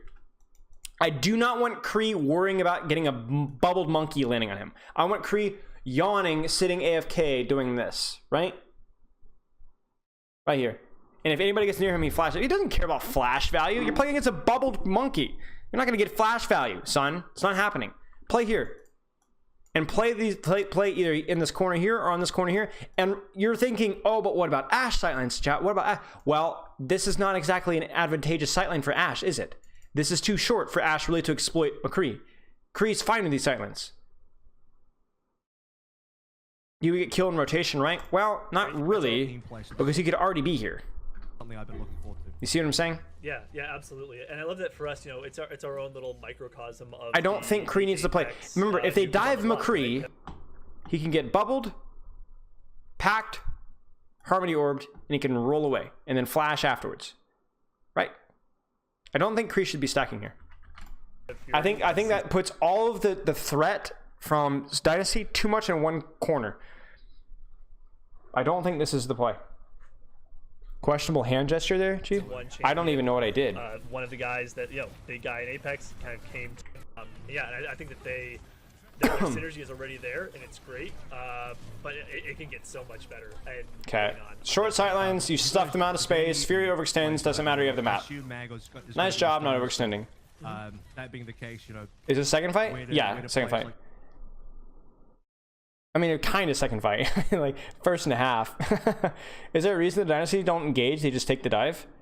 I mean, they are engaging, quote unquote. Like, Sabiolbi is abusing, like, up here angle, right? And you do see Marvel rolling through. But remember, the Dynasty are the ones that want to play the longer sightline.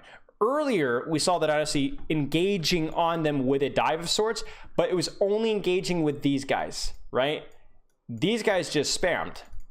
and followed up off of the pressure that these guys gave. Now, you might be asking, why is Sabiobi not going in? Because we're seeing Marvel do stuff, right? One of the Apex, But why is big guy in Apex kind of came to? why is like Sabiobi not doing stuff? I don't know. I don't know where Sabiobi is. Maybe Sabiobi is just protecting his backline against the enemy tracer, right? Maybe Sabiobi is just preventing Decay from diving his squishier backline. It's hard for me to say what Sabiobi is doing. I do say him. I do see him up here though. Really highly scouted. So maybe Sabiobi goes in aggressively now. I see him up there. Yeah, and I think that their synergy is already there. So just great. Stupid sleep, by the way. Was it? Yeah, and I think that their Oh no, it wasn't. It was an easy sleep. synergy is already Yeah, Marvel there. goes in too deep. It's great tenders. Yeah, and I think that they. And again, you are right. What is Sabiobi doing? Especially with the K dead. Their synergy Like is right already here there. is a time for Sabiobi to go in. But it can get so much better, and in the best possible. Yeah, I don't know. I think Marvel did the thing there, but I'm curious what Sabiobi is doing. He capped point. He took high ground. He was defending his team against Decay, it looked like. And then once Decay was dead, that's his opportunity to get a little bit more aggressive here. But he didn't do anything. And he certainly wasn't on the same page as Marvel, at least when they were pressuring. So yeah, that's a good catch there. If Fitz is on Echo instead of McCree, does he also follow up on the dive? Yeah, at least he gets a little bit more aggressive. Like the key is like when you fiend follow up on the dive, technically every DPS tries to follow up on the dive. But some DPS do it by peeking and shooting, some DPS do it by rushing in. I don't think Echo is as good on this point, by the way. I think the Sightlines are more friendly for hitscan. Way, right? Like, I think there's just, Yeah, I don't know what the deal is with Sable. It's hard for me to say exactly what happened. Their tank play, which Is there Okay. any players you'll have on your roster? Where the players like So, Rio, Chuba, Fitz goes Ash. You've got Jury in this particular game. We Makes sense. Like, you're going to be peeking out either here or high ground, both of which where the Sightlines might be a little longer. You know, whatever. I'm not sure why you'd roll out Kree in the first place, if that's what your plan was, but sure. Why not put Zen Brig in that tower and leave Kree in platform?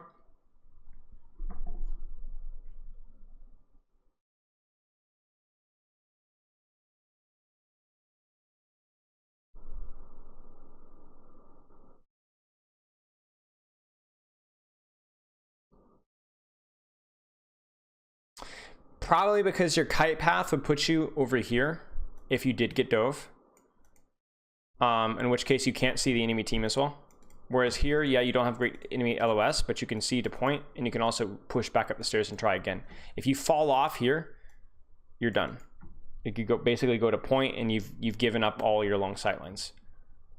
Like when you're putting Kree here, you're basically putting Kree here because you know there's no way that they're going to be solo diving a Kree who can get armor pack bubble, whatever. So you don't mind if McCree falls off it, it's whatever. But if you put your Brig and your Zen here, if they get dove with bubble monkey and they have to drop, they won't die, but they'll have to drop, and then you're in trouble. Brig's in here, not so bad, I think. It's a good question though. So where does everyone else This is where like I would need to spend a lot of times in reviews and scrims that I just haven't done. last year, one of the That's just my things that initial take. We were always really adamant about was So again, really important here that Mag doesn't do what he did on the previous round. Please let them out. Please let them out so your Ana can get a nade, so your Tracer can get a good angle, so your Ashe can get some good spam. Now, what I would like to see from Soul is before they even walk out this door, they already have ball on point. They're like balls on point. The Dynasty or Justice slowly start to turn, and then right as they do that, they pop out here and look for a spam angle. I'm actually curious why they're going kitchen as well. They might just be mixing things up, but it feels like kitchen LOS is not as good. You know, last year, one of the things that we were always really adamant about was we wanted Let them out, to let them out, where let them out, all let of them our out, let them players out, let them had out. on the stage. So Okay, so they are. They're split. They're doing the split that we talked about, chat. They're like, oh, Briggs in here, yeah, but there's an Ashe up here. My problem obviously is that you can't support the Ashe up here. So this point pressure is timed poorly. They already know that they're pushing out here. It should be like point pressure and then they go. This is mistimed. I think this needs to follow up. I think this needs to be the follow up, not the lead. Now points pressured, but they're already backing out, right? I don't like that. I see a lot of the stage. That's just the way it's gonna go with having. Because if it's not timed properly, you can have because you saw here, right here. Justice. Oh, they're peeking out. Send them back. Send them back. Okay, they're back, guys. We can now focus on point. Okay, they're back. Okay, now we focus on these guys, and you kind of seesaw back and forth. What you want to do is go, oh, this point. Oh shoot, they're here. Oh no, like right there. I think the timing is off here. You prefer double bubble compared to Brawl, Zarya? I mean, double bubble is just inherently worse if your monkey doesn't have like really good setup spots. I don't know what's better here. Like, I don't know if this map is good enough for monkey. I know there's some maps like Volskaya, you probably have to be kind of suicidal to run a monkey on Volskaya first, or Junkertown first, or something like that, because the sightlines are stupid long. You have to play ball there. This map, kind of, I'm on the fence of this map. Like, point pressure is really strong. The sightlines are decent. There's not a lot of like great high grounds for monkey to use. So monkey doesn't. This isn't. There's no one map that has really stood out to me as being like, oh, this is definitely a good monkey map. So I'm unsure. They're going to see a lot of the stage. That's just the way it's going to go with having two. I think on that DPS side, we're really having opportunity. Do you notice how Fitz gets the skill chat? Dude, Jerry's not even looking at him. Jerry's looking at this right here, and Fitz just annihilates him. I think on Bang. that DPS side, Big nade. we're really having opportunity. That's why you want your Ana in there, man. Like, you want short sightlines. Your Ana is so good at this. It's not just the monkey and Zarya. Now, I will say this, though, is while all this crap is happening, what's happening elsewhere? So they're losing this war right here, handily, obviously, right? But what's happening here? Fitz is going to beat Jerry, because Jerry gets no support. Decay is literally 2v1ing Sabiolby and Marvel. That's not going to go very well. Decay really needs to just give up point. So Decay's going to die here, but really Decay should not die. Decay should be very happy giving up point and running away if necessary. He's just there to stall point until the core beats the core, right? And then Mag goes in, but Decay's not there to follow up. So really nice job by Dynasty. Could have been timed a little better, but nice job by Dynasty. My one nitpick is this. I think on that DPS side, we're really having Decay gets the stick because of the depth there to allow everyone to play. And then Decay needs to survive. Decay needs to play closer to his team, to supports. Because he goes with a pole stick, and then Mag probably should not even have pursued as much as he did there. Oh, he loses the Mega. That sucks. Honestly, I don't know. Not super clean from Justice. It's gonna go with having two. I think on that DPS side, we're really having opportunity. But honestly, it was more clean from Dynasty than it was anything else. Like, I don't want to nitpick the Justice. I felt like Dynasty played that one pretty well. Sombra, Tuba's Genji obviously is fantastic. I think in the off-tank role, it's a little bit more questionable. Nuanced, Very questionable. Of an approach there. I think very questionable. The most obvious and the highest payoff is if there ever is right. double off-tank meta. We have that covered. But Rhea's just I mean, yeah, he saw the Zen low HP, so he's like, I can solo kill the Zen, and the Zen got the Mega, and that was GG's. If he had gotten the Mega there, Zen dies, and then, you know, maybe we have a different story. Has a great head for the game. And is also but really nice engage from Dynasty. They didn't like all stack. They put pressure on point to pull attention away this way, and then they peeked out here, and then they pushed out here, and then Dynasty or Justice go, oh, all in, all in, all in, all in, right? But then while they're doing that, this guy's getting value on the flank, this guy's getting value on the flank, and then you over pursue and then end up getting nothing in here. You end up dying in that small room. Wait, closer commits rally? What? Sniper are all very strong. Depth there to allow everyone to play to their strengths. Jerry, I think, is a really strong hit scan. His McCree, Ashe, his Hanzo, and double sniper are all very strong. I think Assassin looks great on Echo, on Sombra, are all very strong. When does closer rally? I think Assassin looks great on Echo, on Sombra. Tuba's Genji obviously is fantastic. Yeah, so closer rallies after the grab. That's kind of unfortunate. Not a great rally. Not a great rally, honestly. And this is something that, you know, we haven't talked too much about, but should creators still chance to grab when you know they're going to ante it? Yeah, because like client says, you're gonna have bubbles. Like, you almost have to pulse the graph to get any kills in it, because even with ante, they're just gonna get purged unless you get more than like 3 people in it. With Overwatch 2 coming around the corner, that's where, like, okay, the only nitpick I think you could have said here, chat, is maybe where all of our players had a path from the maybe we can say Justice should have been more patient. That's just the way it's gonna go with having two. Because I'm like, if you let them out a little bit, and then you get a nice little dive here with you know, Fury, Mag, and then like maybe a nade or whatever, you go in with Primal, you're gonna force trance, man. You're gonna force trance, or you're gonna force bubbles or something, and that's gonna mean that you can just go in and grab and just kill them anyway, right? I think the general idea here is that once again, like I feel like we're like, obviously you can't wait too long as Justice, but it does feel like Justice is just going N. I think on that DPS side, we're really having opportunity. You still think the Primal is really bad? There to allow everyone to play to their strengths. Jerry, I think, is a really. Oh, true. He does Primal. Okay, so now I see what you're saying. He Primals them away from his team's follow-up. Okay. That makes more sense. But yeah, still, I just think it still feels like Justice is pulling the trigger too fast. But again, like I said earlier, credit to the Dynasty. I think they played that one really well. Can really play a lot of game. But with Overwatch 2 coming around the corner, something that GMs have had to think about is, you know, how are we thinking about building these teams for the long term? And we don't know. Like, what if like all these main tanks turn into these brawlers type classes? You know, if you can get good talent to some questionable. Let's see here. These teams for the long term, and we don't know. Like, what if like all these main tanks turn into these brawlers? Thinking about building these teams for the long term, and we don't know. Where's my follow-up like, here? All these main tanks turn into these brawlers. So what we'll probably see here is we could see a dive with Nano and then maybe a Bob to point. Like, I wouldn't be scared using two ultimates like instantly here. He doesn't get bubble until very late. The bubble is not very good. The bubble needs to happen now because he's getting discorded, and the discord never gets purged. Or at least if it does, it gets annihilated.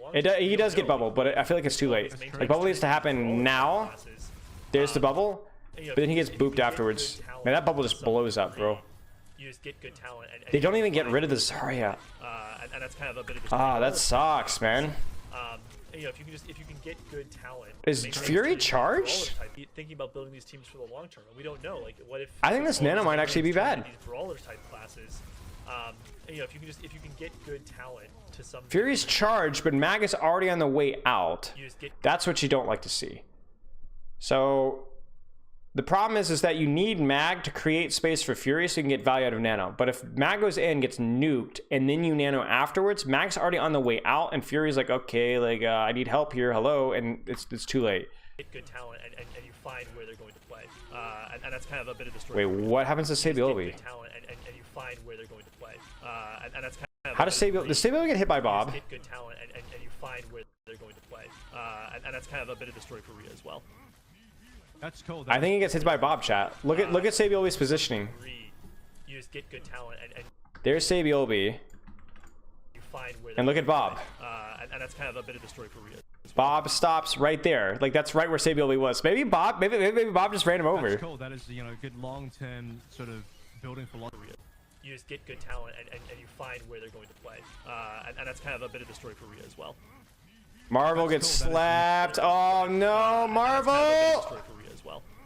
And gets annihilated. 3, 2, 1. Bam. Building philosophy there, and you guys are now getting a pretty decent cleanup on this fight as well. I just saw, by the way. Nice. So it's really weird. It feels like both teams are consistently losing fights because they get greedy or overextend. Instead of like actually, like he literally gets like, it feels like both teams are just like bait, like overextending in chokes and then dying. Like, Sabiolbi gets run over by Bob. Like, that sucks. 2U's positioning is very aggressive, but it's understandable. Like, they want to but like, Marvel goes in all the way in. Like, look at Marvel. And you find where they're going to play. And that's kind of a bit of why are you here? Like, why are you rolling through here? Like, without tracking sleep dart? Like, it just feels like both teams are like, oh, it's like every single retake is successful because one team is overextending. And you guys are now. It feels like both teams are just overextending through the choke. Like, obviously, Marvel getting slept is kind of unavoidable sometimes. But if you're going to get slept out here. Let them out into your Zen Sightlines just a little more. Because remember what we talked about, chat. You're engaging as Marvel to counter the enemy's aggression. Their hard dive. You pile drive, smash their hard aggression. But they weren't hard aggressing. They just used Nano. They just used both their bubbles, and they're AFKing. The Bob doesn't even get the point. There's not even any point pressure.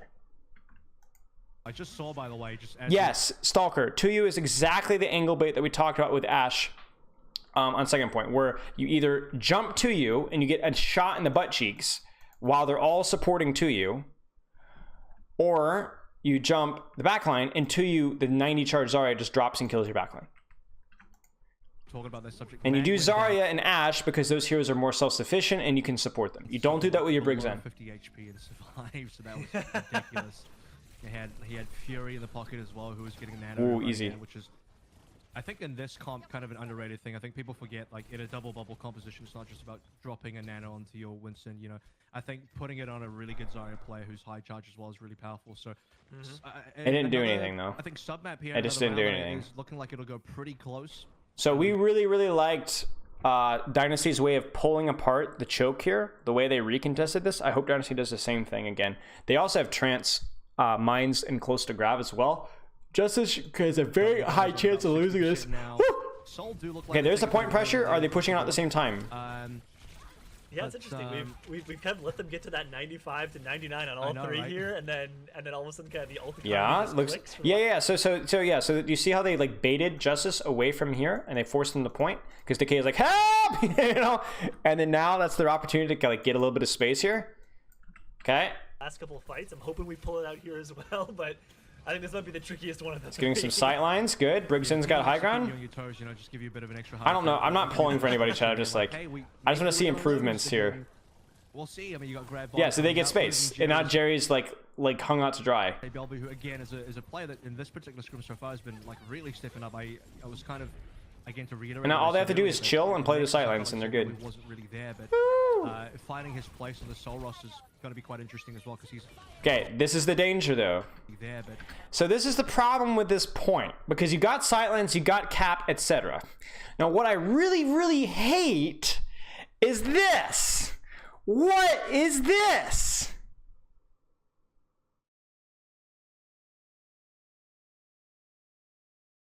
What is this? What's the issue? What's our sightline here?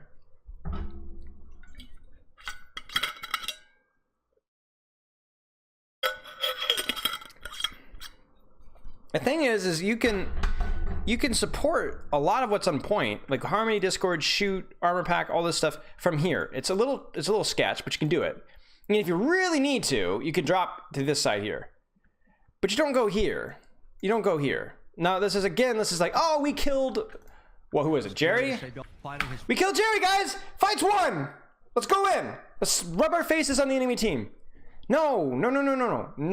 Again, you're playing. Now you've gotten an advantage and you're running in and playing to their advantage. The team that likes to brawl.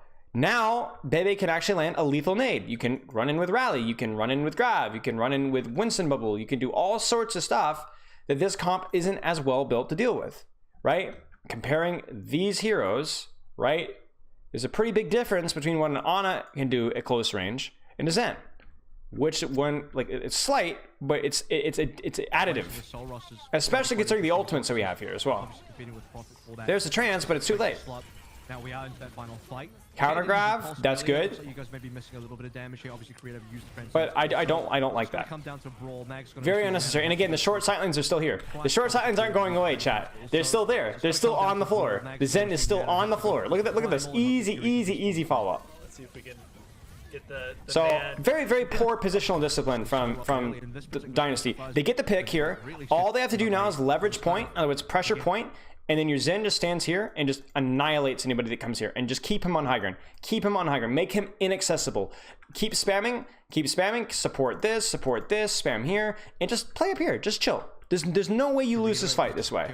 Like, who are they going to grab? If they grab you, they're going to have to grab either solo grab your Zarya, if your Zarya wants to drop, or solo grab your Zen on high ground. Which means, if they solo grab your Zen break on high ground, it's really hard for them to follow up on this here. Because look at what happens. They get Sabiolbi in here. Why is Sabiolbi in Graph? Why is anybody other than like Zen Brig on high ground in Graph? If you're a Brawl, you're well, yeah.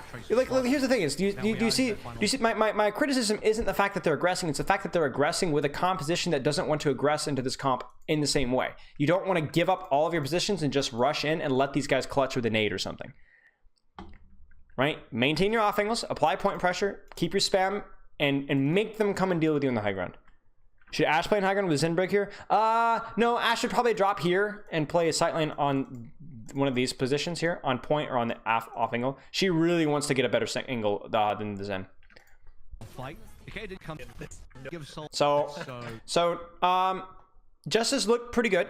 Both teams looked pretty messy in on like their discipline of when they were actually aggressing. Let's see here. Bebe looked really good on Ana. Mag was very greedy with Monkey, like consistently getting a little bit too over aggressive. I'm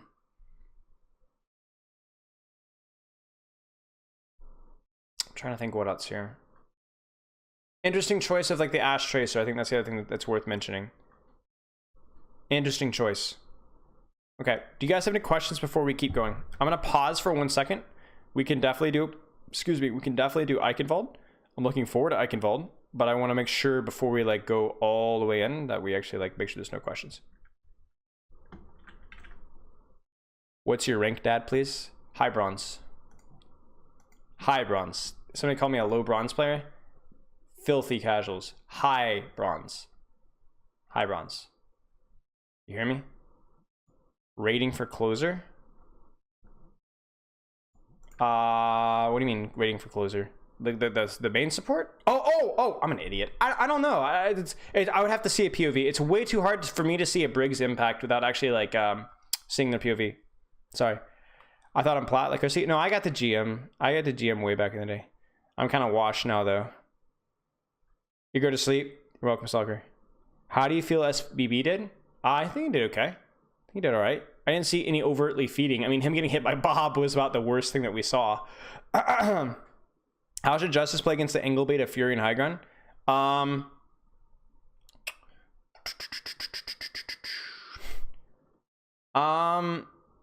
You could have nanoed monkeyed onto the Briggs Zen on the high ground and then had everybody else push to you. That could have worked. Like Nano Monkey zones everybody else, buys the high ground basically for free, and then the rest of your Zarya, Brig, Ashe, whatever, like all in Ana and just like clear to you. That would have worked better than what they did. Because Monkey has the mobility to get more value out of the Nano. Fury just doesn't. Fury just needed the space.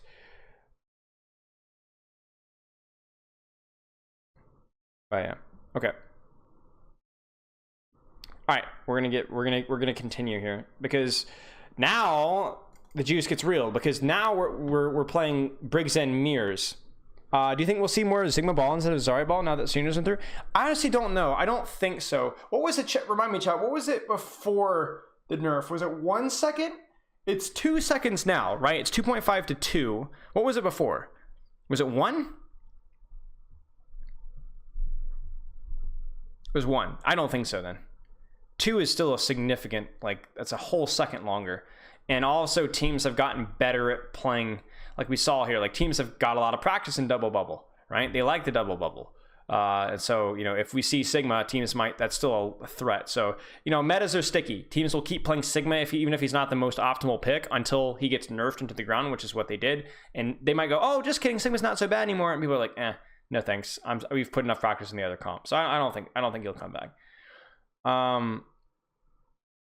Yeah. Zarya is getting nerfed too. True. That's true. I think to be clear, I think that was the wrong nerf for Sigma. Maybe he could have nerfed like his explosion radius with his damage, or I don't know about that. But, like, you don't want to make heroes clunky. I think that's the wrong way of nerfing heroes, making them uncomfortable or unfun to play. All right. Okay. Usually starting with like a group format where the coaches are leading it and the players are weighing in. So big like the only thing. Break out into. Okay, so let's talk about this, chat. Let's talk about this. Again, long sightlines really for both teams. So really the only comparison is Fury versus 2U. Okay, you guys turn on your brains right now. Think, what is Fury versus 2U? What is this comparison looking like? And then Jerry on Ashe versus Fitz and Sombra.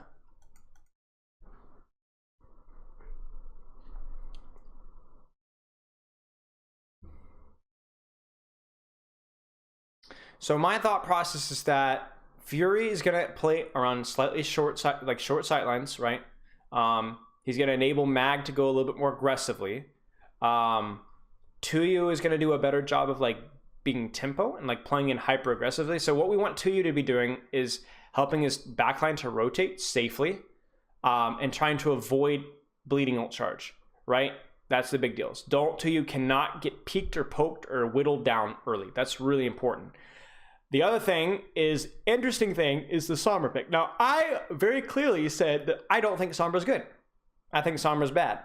I think Sombra is not great. I think maybe if Mag is on, maybe you can theoretically say, okay, it's not as bad, but I don't think it's great. Now, what gives the Sombra a little more leverage, maybe, is the fact that you have Ball, Tracer, and Sombra as a group. So this group can beat this group, right? Because the Sombra is going to be able to help them clear out space. So what I want Sombra to be doing is basically utilizing angles and flanks, and to basically get onto the backline and to help prevent their ball tracer from ever marking backline. In other words, your job is to clear out, to be the chimney sweep, sweeping out the single with your ball tracer, so you can get all the way to the backline here. And then once you get to the backline, you go in hard. Now, it's going to be very important that Fury, Bebe to an extent, Jerry certainly, that these guys get damaged in on these guys, right? Put some damage on Jester, definitely get some damage on Tuyu, scout out Fitz, because if these guys get on top of you, they have the harder dive now. So it went from these guys being a little bit pokier to where these guys are a little bit pokier, certainly with the Sombra and the Diva. And if they don't find a way to like gimp these guys before they go in, it's going to be really ugly. Hey, Reaganomics, it's going well, man. Good to see you. How are you doing? So I'm not a huge fan of the Diva Sombra, but if they can play at a really fast tempo, actually, let me put it this way. If they can set up properly, if they can get the Sombra all the way through and Diva doesn't bleed ult charge and then fights happen, then it should go well. You can't force tempo, but once you get the map, you can. In other words, if you can't just run in and dives in, right? But if you get all the way around behind, maybe you can then. We'll see. I'm curious. This is where I'm less confident in my game knowledge, and I'm more going to be trying to see what I see and see what I can learn from it. Ranked or okay, chat. All that work and it just goes. I think they're going to say Sombra though. You doing fine? Good. Yeah. So Fitz is going to need to get around. Yeah, it sounds like a pretty holistic 8-hour-ish kind of day, plus or minus a couple. All that work and it just goes. Zarya. So, absolutely. Yeah. A good insight into how teams, or at least specifically this team, but I imagine a lot of teams follow. Do you see what Decay is doing, chat? Decay understands that, hey, they are running. We have like heavy poke right now because it's Ashe versus Sombra. So as long as our Ashe is like safe-ish and not under a lot of pressure, we're going to win. We're going to win. We have a nice long sightline here. We're going to win. So Decay's job is literally to play babysitter. His job is to find Fitz, Gesture, or Sabiobi and stop them from diving. Excuse me. If it's just a 2-man dive, Jerry, Bebe probably survive. If it's a 3-man dive, they probably don't survive. So his job is literally to just not even deal with the enemy backline. His job is to prevent these guys from diving so that his squishier backline with better positioning can spam. Who would you hack as Sombra? Probably Brawl. Honestly, you're not even playing Sombra as much for the here's what you're playing Sombra for. Okay, let's put it this way. There's Brig, Zen, maybe Ashe here. Let's draw Justice up here. Ball, Tracer, Zarya. Okay, right. This is the comp, and then this is Brig, Zen, Sombra, Tracer, Ball. Zarya, yeah, that's it. Okay, so what you're doing is, let's say this little guy is Sombra, right? Sombra's gonna be looking to shoot or hack the ball tracer if they're in her way. If they're in her or ball or tracer's way, she will look to shoot or hack them. If she's successful, they die and they win. If she's unsuccessful and they go away, then she might not even look for a hack. She just might keep going and stage backline. And then she's behind the Briggs Zen. 3, 2, 1. We all dive in. And the Sombra's on the backline. And she's not going to look for a hack. She's going to look for damage. You'd rather take that initial second and a half and just shoot rather than like look for a hack. Depends on the circumstance here. But you'd probably rather shoot. You're just another, like a budget tracer on the backline. Now, what makes things interesting here in this fight is that Fitz is able to, like, these guys are able to get through without these guys stopping them. So I think you can see Fitz just gets through. Fitz gets through. Fitz gets to the back line, so he doesn't need to hack anybody.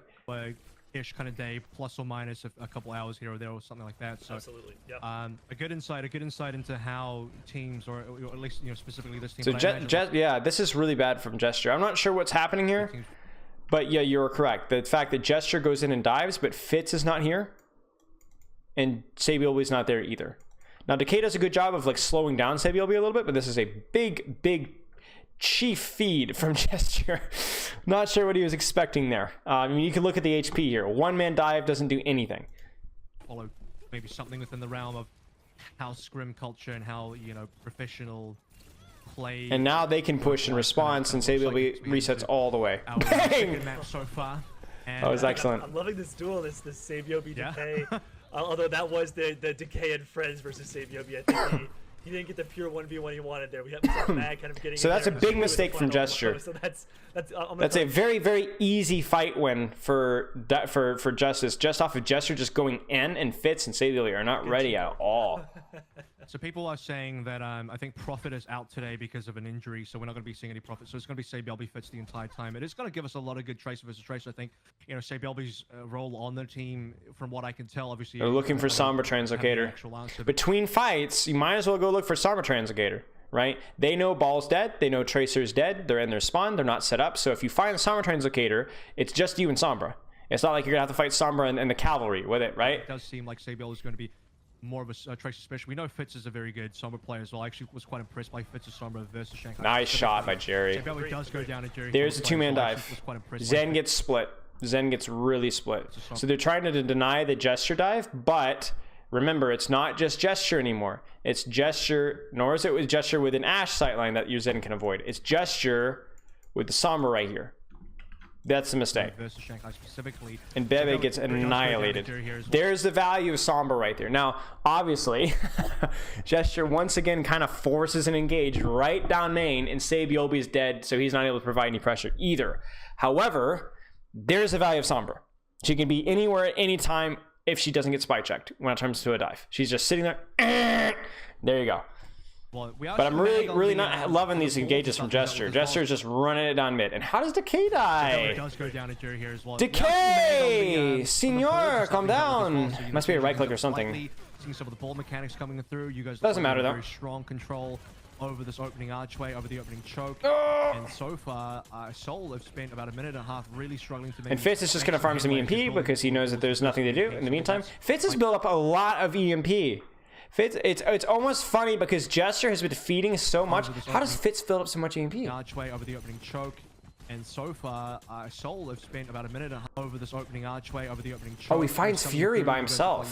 Okay, so the big thing is that because Bebe is dead, there's no Discord for Sombra. Remember the thing we literally started off by saying, playing Sombra in these comps, I'm not a fan because you get discorded, shot down, whatever. Well, Bebe is dead. Bebe gets split from his brig and feeds, so either close or Bebe fed, and now Sombra's got free reign, man. Like, Sombra is complete free reign. Sombra can do whatever she wants right now. Because who's going to stop her? Jerry is the only thing that she has to worry about. The only thing that she has to worry about. Look at her, he's going to hunt on Fury. He's shooting Fury, shooting Fury, almost dies. Look at that EMP charge. That's pretty good against this comp, not going to lie. So I think that's my next looking point will be seeing how you guys handle. And do you see how slow they have to, careful they have to be? They're like, we don't want Bebe to get spawn camped, Spawn camping is very scary. Some sort of counterplay. Oh yeah, I feel like a little bit of a panic EMP there. I think maybe you could have gotten more for that. We'll see. All right, so let's look at this here. So they're very slow to set up because they're babysitting Bebe out of spawn.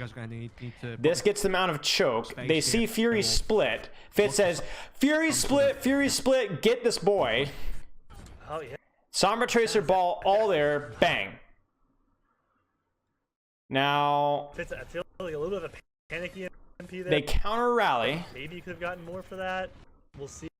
And Sabielby just doesn't Sabielby doesn't have Translocator or recall. Not sure.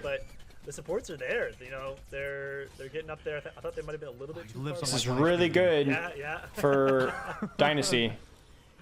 You've got a lot of space here. I'm telling you right now, the amount of times I saw Mag on Runaway where he's just alive on 1 HP and somehow is surviving. Some of that will be coming down to the fact that he is. How does Fitz die? He's just alive on 1 HP and somehow is surviving. Some of that will be huge right click. He is playing ball, which has a lot of survivability, but that is a hard pill to swallow for the opponents to be like, man, this it should be lost. That's a tilter. Yeah. He did go down. Chat, I'm pretty sure they grabbed in the corner. I'm pretty sure you grabbed in the corner. That's the only way Fury dies. In other words, they grabbed the corner. Trance was here, and Fury was on the other side of the corner. I'm pretty sure that's just what just happened off screen. I'm pretty sure that's what happened off screen.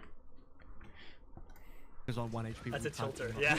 So I'm not gonna go over too much of these default fights. Probably gonna be the end. So I'm not gonna go too much over these default fights. The big thing there though is that crucially, Bebe gets picked really unnecessarily, and Decay gets picked as well. Now what this means is this gives space for Dynasty on their next fight to walk through choke without being spammed because Bebe is being escorted out of spawn. So you guys can walk through the choke, get all the space for your dive as you want. And remember, you don't even need long sightlines to get value out of space, right? You can just have, hey, the reason we walking through the choke is big is because look what happens here. Right here. Look for some sort of Sabiobi, Gesture, and Fitz can play where he wants, but Sabiobi and Gesture are literally all the way through the choke, and nobody even knows that they were there. They're like, whoa! Whoop, I just ripped out my earbuds. Like, they were there. Like, they got there instantaneously. And they got there because they were escorting Bebe out of the choke. They were able to stage a dive instantaneously. And I also like it that Fitz wasn't being greedy with his EMP. He just says, you know what? Let's just go. We got a kill here. We got a good kill on an angle. Just go. And then Sabiobi dies for whatever reason. But at this point in time, like right now, Dynasty is in a much better position to win the fight because they have all the space. They're not stuck in a choke anymore. They're out. They're spread. They can stage dives. They've got cover. They can establish point pressure. There's a lot of things they can do now. So that's a big thing. That's a tilter. Yeah. Okay. All right. We keep going. There, I noticed Fury went down. Mag took a while to so this is where comes back, goes down, but you bled a lot of time off. Ooh, Jerry, what are you doing, my friend? You were 70 HP. What on earth is this man doing? Good fight coming up. Creative will be at the counter though. So Jerry is sometimes a little too aggressive for my tastes. Okay. Creative will be at the counter. All right. Fury gets discorded. Peaks gets annihilated. Holy cow. I know, you know, from the but Creative gets split. Sometimes the question is, you know, like how can I be? I think one of the things that when I was working with Wizard Young, we talked a lot about like how can casual fans get better.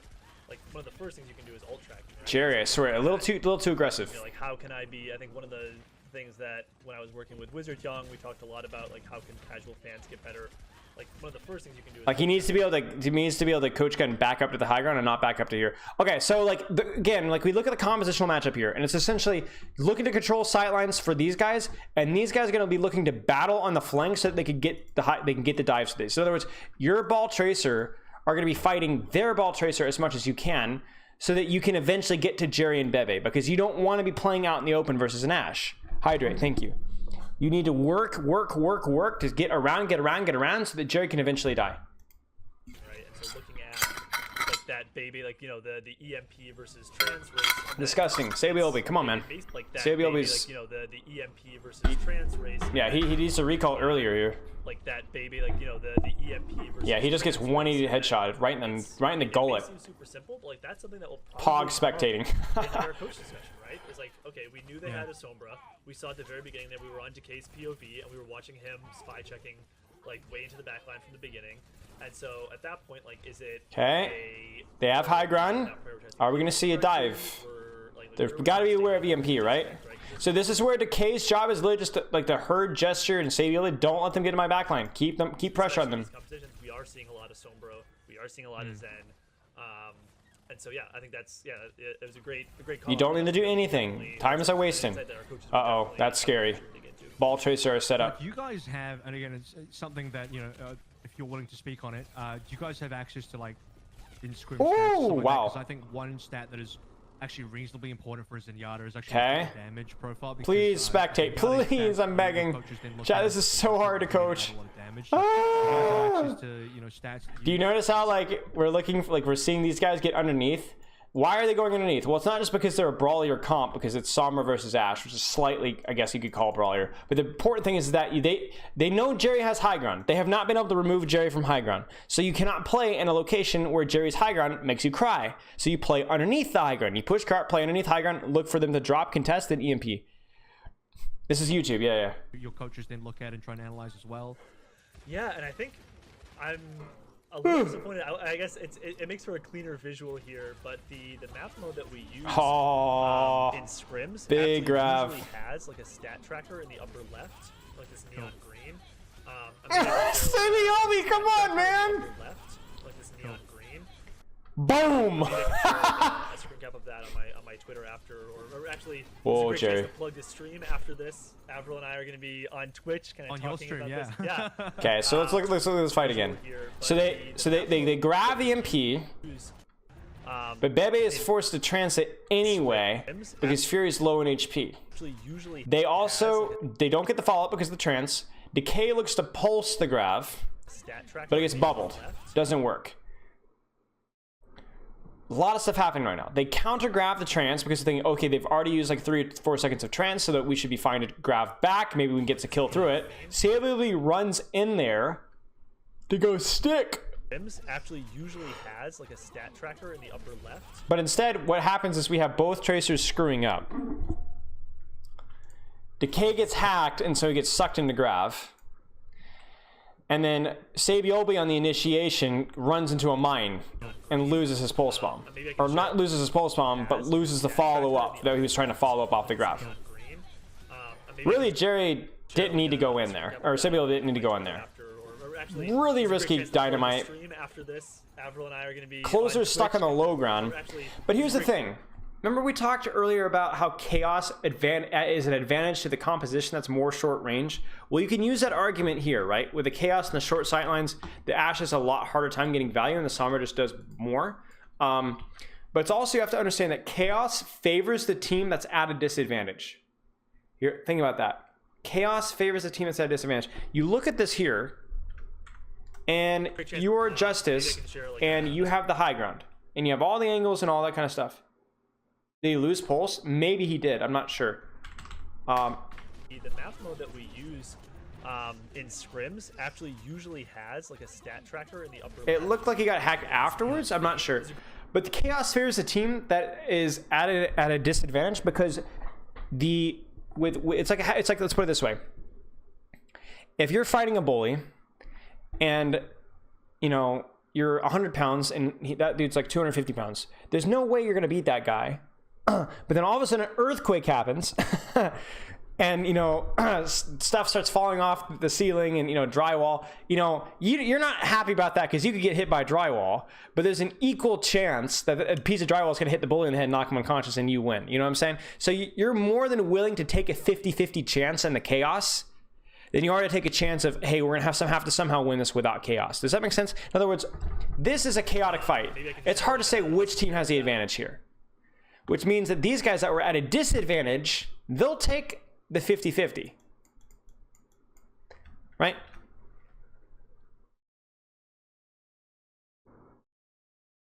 They'll take the 50-50. Like if you went up to a person who's starving in the streets and said, hey, there's a 50-50 chance that you win $1 million or that you owe me $100. And the guy's like, I'm so poor that like, I'll take the gamble, right? That's kind of like the example I'm trying to give here. So like in the chaos, the team that's in a bad position, they'll take the chaos. Maybe something good will happen. That's kind of the idea. You guys have to understand at this point in the game that my analogies are always going to be bad. So just get used to it. Yeah.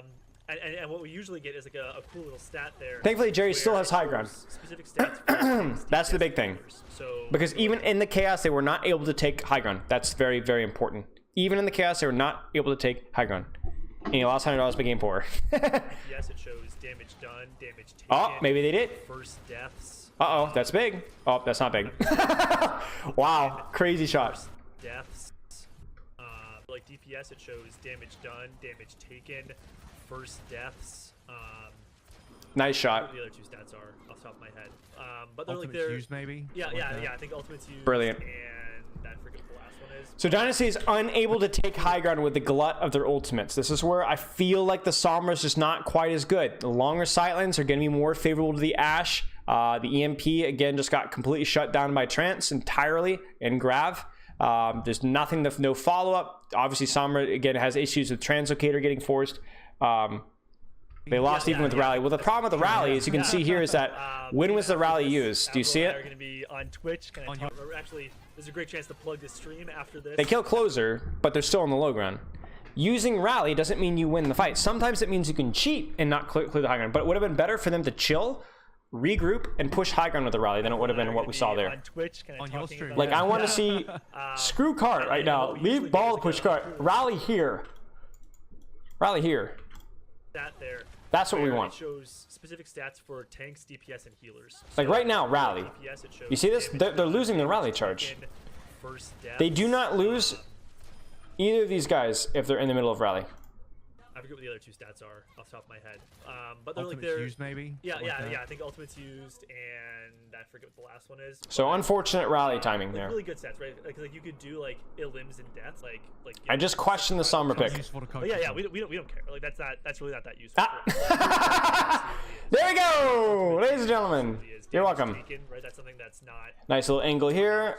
Not getting anything there. It's just, I think you can get damage taken. I've seen that in some like more tier There's the Sombra swap. Use workshop. There is going to be a damage taken stat, but usually there's nothing. So that what Dynasty has to do is they have to rotate from here to underneath. Again, you either clear out the high ground or you rotate where the high ground isn't valuable. They do both. They get out from underneath the spam angle and they get on the point or on under the castle, and then they can also use castle to clear high ground. Now the dangerous part is getting this little boy across.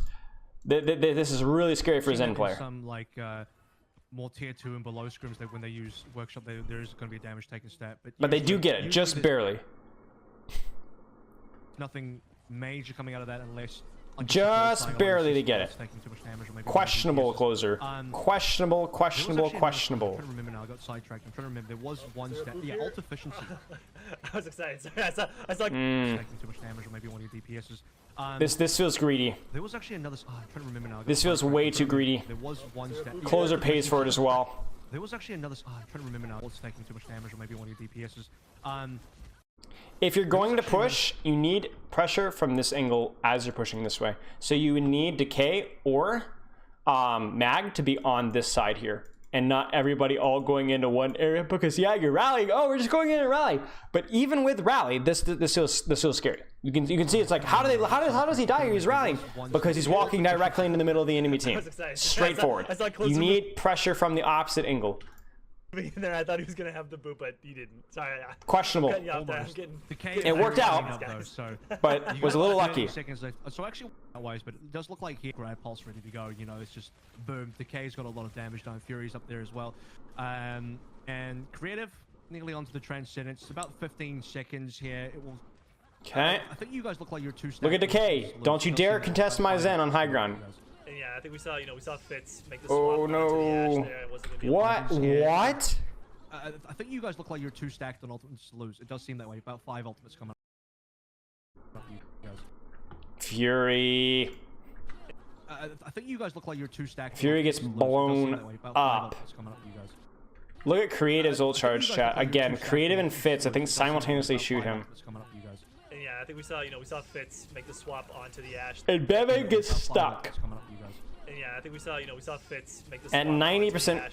Oh, jeez, that sucks, chat. But I know okay, like again, Fury just gets blown up. Let's keep. We have to chill. Like let them don't make. Like here's the thing. Don't rush it. You have an advantage. Don't rush it. Yeah, sad. He gets blown up. Make the swap onto the Ashe there. I wasn't gonna be able to get the Bob in time. But I know we say Yikes. that, but that was a so we'll regroup here. Okay, this is just lost. You had more ult charge. I mean, that's just a great play from Sabiolbi. That's a great stick, but more importantly, Fury dying there really unnecessarily. Very concerning. Should not have happened. He got his head blown off. Yep. Could have had the trance ready to go. Part of me also thinks if the Decay just went for the pulse play with Fury's grab, if you just get the counter trade, sometimes I think in an overtime situation, because I don't think he would have gotten the trade there. Mag's gonna be able to get out. We get a regroup. The Decay does seem that way. In seconds, in time. But I know I think we saw, we saw Fitz make the swap. Yeah, it's a Zarya. You're not going to get the kill on the Zarya unless you have Discord, or you have somebody else shooting her at the exact same time, which is really risky.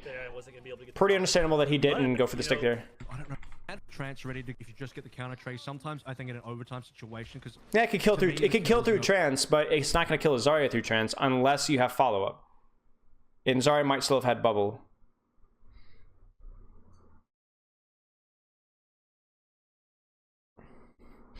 Yeah, if you'd had Discord, that'll do it.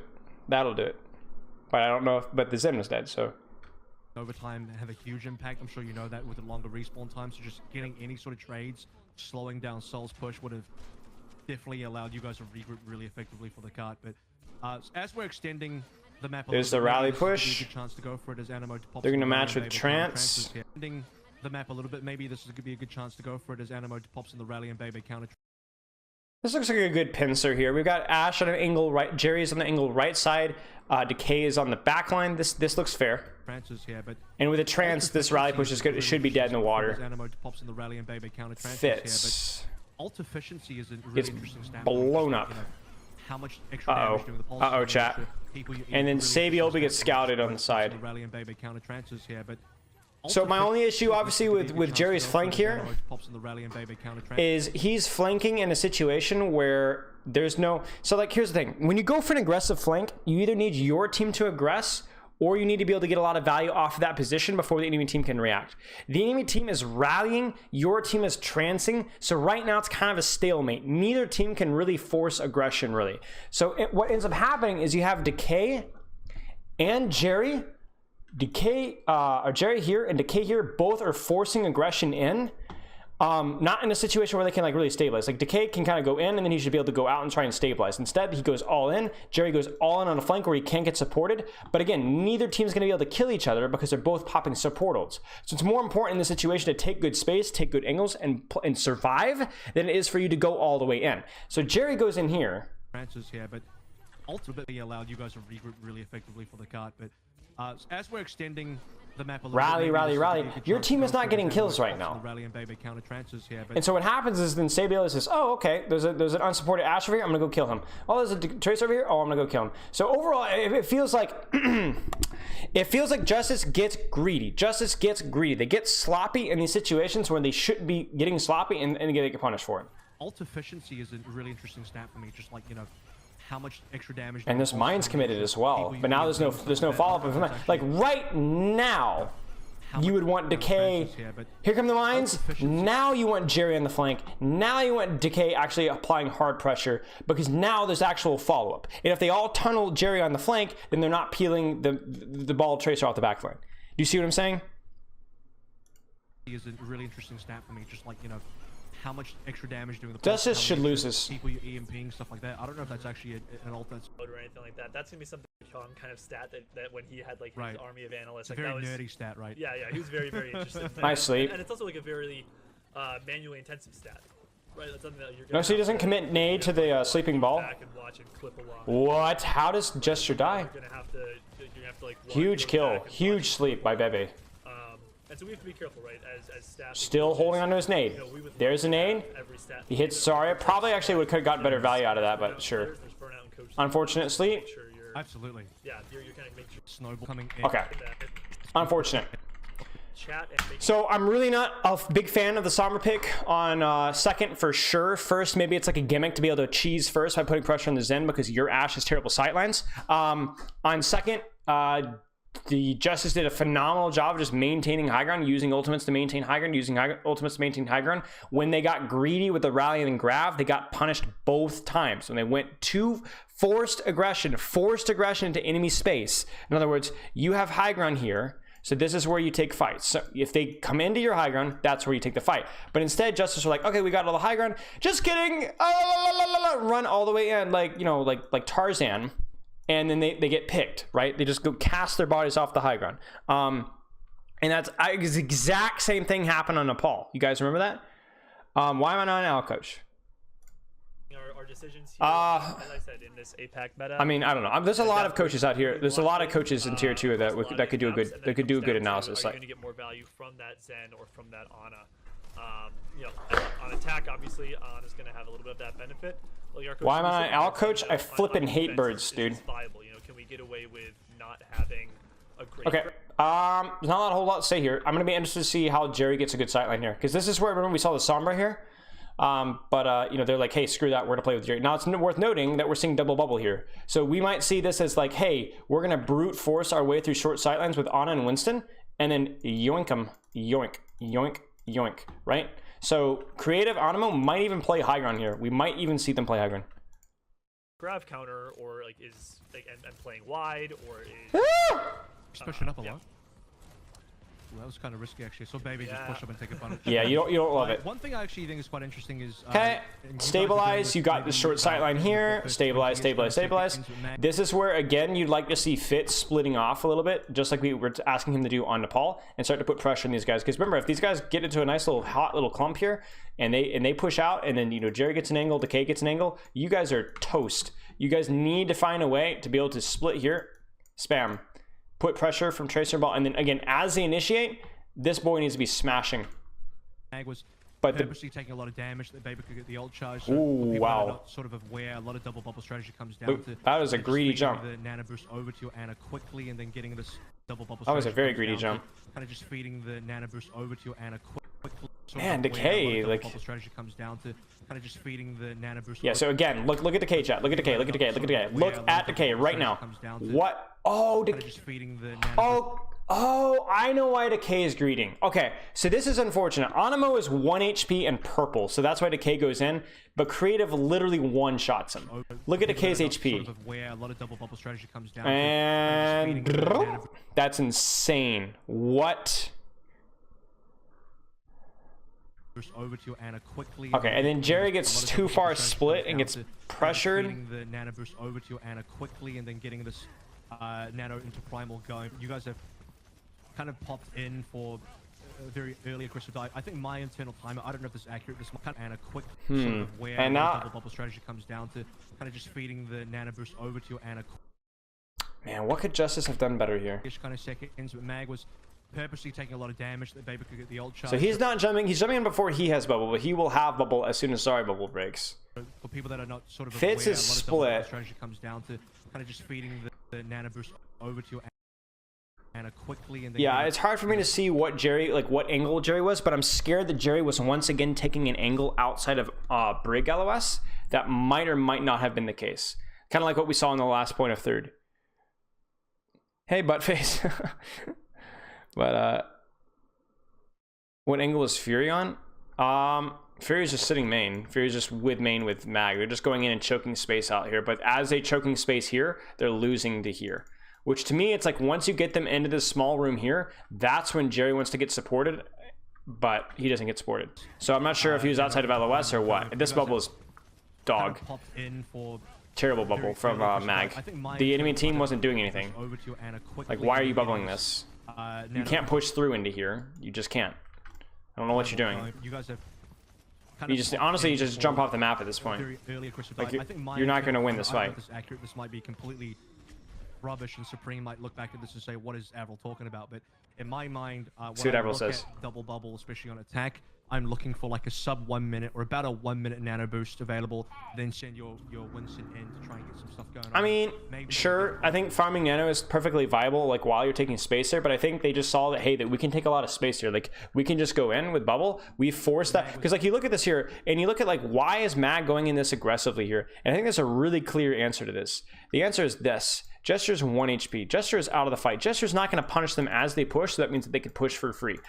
The problem here is that we don't know where Jerry is, and so I assume that Jerry was too aggressive. Like, I feel like Jerry was over here outside of support LOS.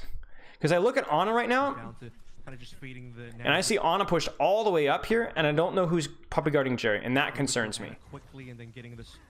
Like, I honestly, I just can't see. And in this bubble, and yeah. But it is a fair point from Avril to where, like, maybe at this point in time, certainly, if you can keep Jerry up, now you just farm Nano. Now you just farm Nano, just chill and wait for them to recontest, and then you'll have Nano pretty soon. Very early aggressive dive. I think my internal timer, I don't know if this is accurate, this might be completely... Yeah, Avril's a good dude. As well. I like Avril. This particular fight did seem a little bit slightly more forced. Decay does get behind. That's big. That's going to be free pressure on Zen. See it from maybe Mag's POV. Possibly he saw an opening and you guys went in together on that, and then kind of just eventually evolved into. What is going on? Oh no! No! No! No! No! I don't know what Mag is doing. Maybe you guys saw an opener on that. Mag must have gotten booped by a ball. Eventually evolved into an actual fight. I guarantee that's a boop by gesture. But that sucks. And this nano is no. This nano in it. No. No. No. No. I would have literally let my monkey die rather than use nano there. What? Look! Look! Look! Look! Look! Look! Look! Look! Look! What is he supposed to do? What is he supposed to do? We're gonna have to wait for the cooldown of the bubble. Oh no! The K is on the back line at least. One in that first engagement didn't get a ton from the nano either though. The nano ends up being. Hey! Nano either though. Creative gets one clipped. Yoink! Decay on the back line gets away with it. The nano ends up being. Honestly though, I feel like Decay probably should have waited though. Like I know this sounds awful. He just one clipped him. What the heck are you talking about? He's going now before Mag even goes in. Maybe he just saw an opportunity and went for it. The nano ends up But being, okay, weird bubble again. But I think this is a huge kill. Decay killing creative without him using transcendence. Really weird bubbles from Mag, man. Like honestly, weird bubbles. Like you have to be very careful about Zen right clicks for sure. But Zen's dead. Zen is dead. There's nothing that's gonna like instantly annihilate you right now. The nano ends up being not the bit most. Like I would have preferred him to take a body shot. Maybe he's concerned about whip shot. But I think this is a huge kill. Not a terrible bubble. Not terrible. I'm not a huge fan of it. But I think he could have waited a little longer. Gonna give you guys a lot to work with, but again, Decay can do what he wants. He doesn't care. True. No, I think so. Sabiel, you the best tracer in the world. And he said yes. So we're going. Sabiel was trying to get back into that kind of peak form right now, and it's looking pretty powerful.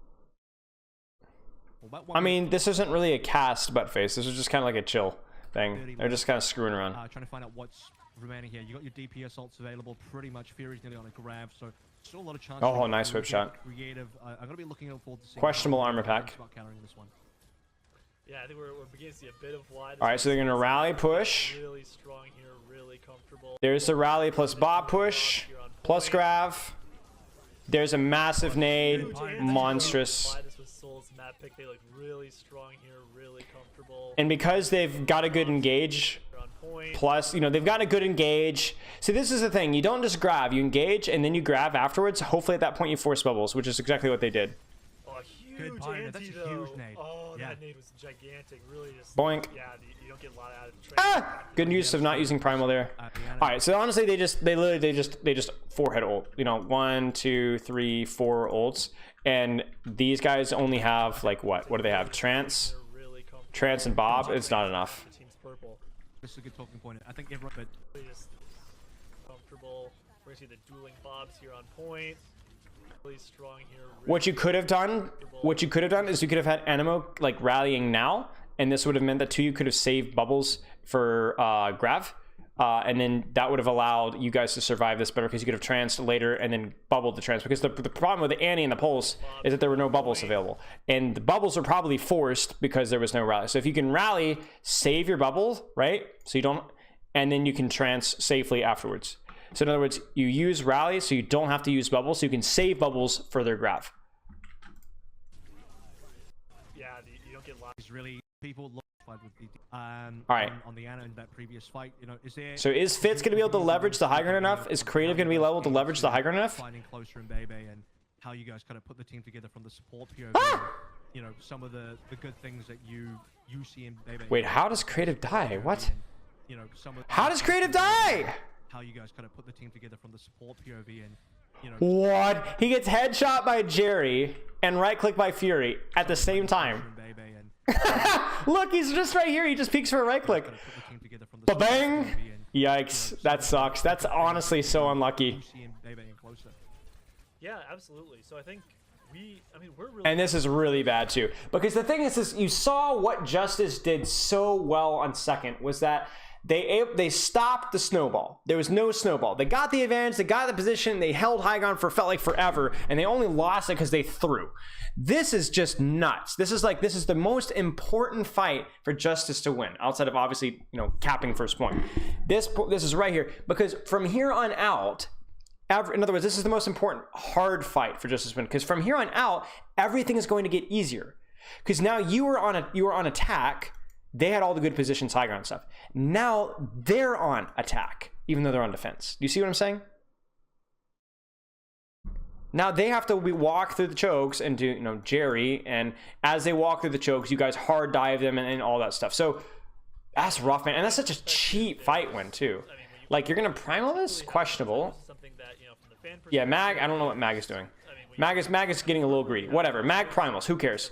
Mag primals, but the key thing is that you use basically one ultimate, and you're gonna have Nano, and you're gonna have Pulse, and you're gonna have Bob, and there's no way that they should have won that fight. There's just no way. There's just no way. They had Rally in the better positions, and they only had like primal. And now, I mean, look at this. Look at these positions that they can hold here. You know what I'm saying? They're all on high ground. This is brutal. And look at the cart. And we went for the DPS rotation, right? Because we feel that Closer and Bebe have this really kind of bend. So we're looking for a hard dive here with Nano Monkey. They have great coverage of all of the support hero pools, and that's something that I've talked about a lot. Is that, you know, fans when they see. By the way, chat. One thing that so here's a little micro detail that I picked up. I'm gonna see if you guys noticed this as well. I have noticed that Ashes with good positioning are more likely to nade or dynamite enemy backline to follow up off of like a dive or just like to get hard pressure. But if you're like if you're on the attack and you don't have like a good sightline, they're very willing to dynamite enemy tracers. Am I the only one who noticed that? And it makes sense because you're not going to be able to dynamite Briggs in, like, or on a Brig across the map. There's no way. You're walking out of a choke. And if you dynamite tracer, force recall, you make her leave, which allows you to get the sightline. I think that's something, a little micro detail. That's interesting. Because if he hits this dynamite here, Decay's going to recall, likely, and then Decay can't play as aggressive, and that lets Fitz get space, right? But if Fitz already has space, Fitz already is on high ground, he's not going to dynamite your peasant little tracer. You know, he's gonna dynamite your backline. He doesn't need dynamite to keep you out of the way. There's the Nano. They want the dream team. There's the Rally. But the problem is that, That's a really good rotation from Justice, though. Like, really, or from Dynasty. Really nice rotation.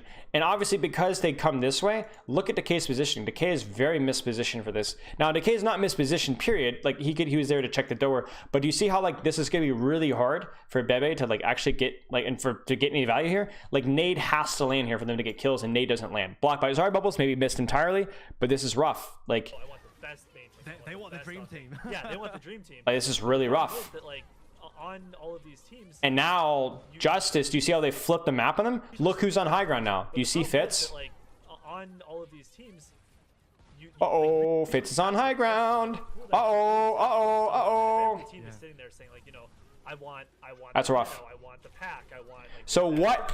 So you tell me, chat, probably what I think should have happened here, considering you're playing the Ana faster variant, is I would have hid Bebe up here with Zarya, and I would have looked to just legit int with Nano. Like, legit just all in. Like, go in there, ham. And it's scary, but I think that's the only way you win, knowing that they have Rally and knowing that they're close to a couple other ultimates as well. There's just no way. You can't let the Zen get out and establish a sightline. Like, I think you just got to go. I think you just got to go with your Ana. Because, like, Justice here, like, okay, we're going to go for a Nano. They rally it. Unfortunately, didn't get value. But now they've got all the sightlines. They've got all the sightlines. It's not an equal trade. It's one ultimate for one ultimate plus space. That's like saying, I'll give you $1 if you give me $1, but then you trade dollars, but then the kid gets to punch you in the face too. That's not fair. Like, look at these guys. They were stuck in a choke, and now they're not. Now they're on the high ground. That's not an equal trade. And the reason why the trade went that way is because it was really felt like a 1v6. Like, what is Fury doing right now? What is Closer doing right now? What is Decay doing right now? What is Jerry doing right now? Where's Bebe's nade? None of these people are really contributing. It really just feels like Nano Monkey going in 1v6. And that's because I think Justice needs to be positioned more aggressively to get value here. They want the dream team. Yeah, they want the dream team. But the problem is that, like, it's just like look how worthless these guys are. You see how they're like rotating away? It's no good. Well played by Dynasty though. The great players on our team, like the A tier players, look S tier, because they can just they can be that kind of strong as supports.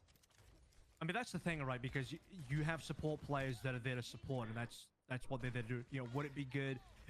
would every single GM and coach would love to have a Violet Moth on their team? Absolutely, but I think the reality of situation. What is this? They're trying to get the rotate, but they get stopped in the rotate. But I think, you know, the reality of This seems really messy from Justice. I don't think they know what they're doing. build the dream team. You don't Are they like have the best slot in every single position. I think having a sort of I love gesture? Please stop with the overextension. This guy goes in. These engages from gesture are always really goofy. Is that you don't have to Like right now, he's like, oh, I'm really low. I should not slam, but he does slam. Hey, Jungle Jazz. position. I think having a sort of Wait. Not Australian Jungle Jazz, right? love what you said about bend don't break, because I think that's going to be quite important. You can have supports playing the actual support role, Yes? Hey! No, well, no. Okay, well. doing their job, supporting the Wishes team to make everyone else like, you know, New Zealand. Okay, okay. My bad. Hey, mate. Long time no chat. not having bad moments. Why Phone is ringing. Sorry, chat. Good to see you, brother. Your Lucy was disgusting back in the day, man. Are you still playing? and the others look extremely good. I haven't checked the Australian contenders rosters announcements yet. Playing the actual support role, doing their job, supporting the Wishes team to make everyone else like. So gesture feeds, closer dies, but this rotation, as we talked about, to under is brutal for squishies, like absolutely brutal. So this is it's more expected for this kind of a rotation to be difficult here. I'm like, at this point in time, I feel like Justice really needs to stabilize and try again if they can. But they're doing a good job with Sabiobly, like keeping pressure on Fitz or on Mag. Any potential. Like that Ashen High Ground is just terrifying. Any potential. Rotate. Not beating, they're not doing anything wrong. As long as they're doing what they need to be doing. Okay, again, chaos, but chaos allows you to rotate. Chaos allows you to rotate. In terms of, you know, how you're building a And this is what you want. So it literally took Grav, Nano, and like Pulse for them to rotate from point X to point Y, right? And it's totally worth it. All right, good to hear you, man. Good luck with it. All right. Where the resources are going. You were a phenomenal main support player last I remembered, and I'm sure it's still the case. Had a team that's kind of best to slot in all positions. Okay. That was really important in terms of, you know, how you're building a roster, where the resources are going. And they just go in and Grav. And who knows, they rally and then they just Grav. That's kind of best to slot in. And this works. Now, we talked several times about how this composition wants to play shorter sightlines, this wants to play longer sightlines, but because this composition doesn't have a support ult to survive grab, this comp that normally wants to play a nice long spam doesn't give a rip about spam if they have a grab and this team doesn't have an answer for it, which we've already seen Bubbles used, so they don't have an answer for it. You just go in. Positions. I mean, we've seen dream teams and other esports kind of crack when they have 5 best slot players across, or 6 best Holy cow. Every single position. Maybe something else doesn't work. Maybe egos come in. Maybe something. Oh, that's a big kill. This is still winnable. Uh-oh, maybe not. Yeah. Can he get out? Get out. Oh! I saw Mag. You know, I don't know if this is winnable, chat. No, Dynasty wins it. Yeah, so I think you know, here we're seeing, like, here's what we've seen this map is, without drawing too many conclusions too hasty, we've seen 2 heroes look poor. In the same, really 3 heroes look poor on the same point. Chat, what's the difference between first and second point Eichenwald? And which heroes looked bad or struggled on second point, but did well on first? Think about that. I mean, we're gonna talk about it right now, Jungle Jazz. High ground, Sombra, yeah. High ground and sightlines. I think Sombra, no bueno. Second, no. Winston, also no bueno. No. High ground, but sightlines. I think this hero is just too strong, and I think this hero is just too strong on this point. I don't think the Winston and Ana are as good here. I don't think, like, honestly, like, what has Bebe done on Ana here? Where are the nades? Where are the sleeps? Like, I don't, like, the Zarya is just kind of a pick of the composition. The Zarya is fine. Like, you don't have a lot of other options. But I think the Winston and Ana looked a lot worse on second, and the Sombra as well. And it makes sense, right? The high ground, the long sightlines, you're playing on the, like, the Ana has to essentially be on high ground to start with to look for nades. I don't think it's as good. I think you can, if you can set up your Zen and your Ashe, these heroes are much better, and that's what we've seen here. They were playing on card. Exactly, but the point, Mr. Oreo Man, is that they couldn't even get to high ground. Getting to high ground was like intense emotional agony. By the time they got there, they'd already been poked out, like tremendously. Remember, they made that rotation? It literally cost them 1, 2, 3 ultimates just to make the rotate. And then once they made the rotate, this team goes, okay, we go grab you now and you're dead. And you don't have an answer for Grav. So I think the key thing is the sightlines that are oppressive here. Like, this is a map where you definitely would play Ashe over Echo, almost certainly. And I just don't think the double bubble comp looked as good here. I just don't think it looked as good. And I think it looked good for a very specific reason. So my thoughts, Jungle Jazz, are this.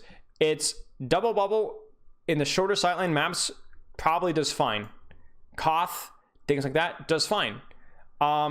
I still think this comp probably can do very, very well against it when played properly on longer sightline maps. So that's my take on it. That's my take on it, at least. What do you guys think? We'll take another short break, and then we'll maybe have time to do the last map. Like, it's just tough, because it's like, yeah, you want high ground. Like, the Winston comp might do better on high ground, and the Ana comp obviously do better. Every comp does better with high ground options, but getting there is rough. Getting there is rough if you already have that position.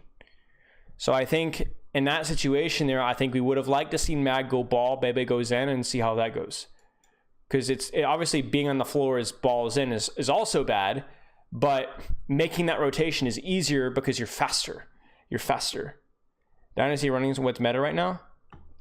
I mean, it makes sense. It makes sense. It makes sense.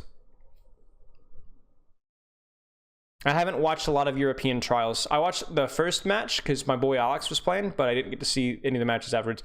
What did we see from European trials? I'm curious.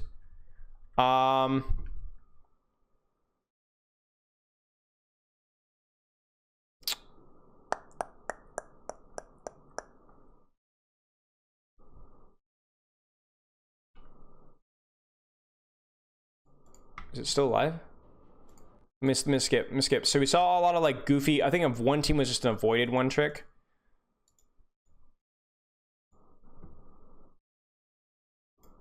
Monkey bubble reflash.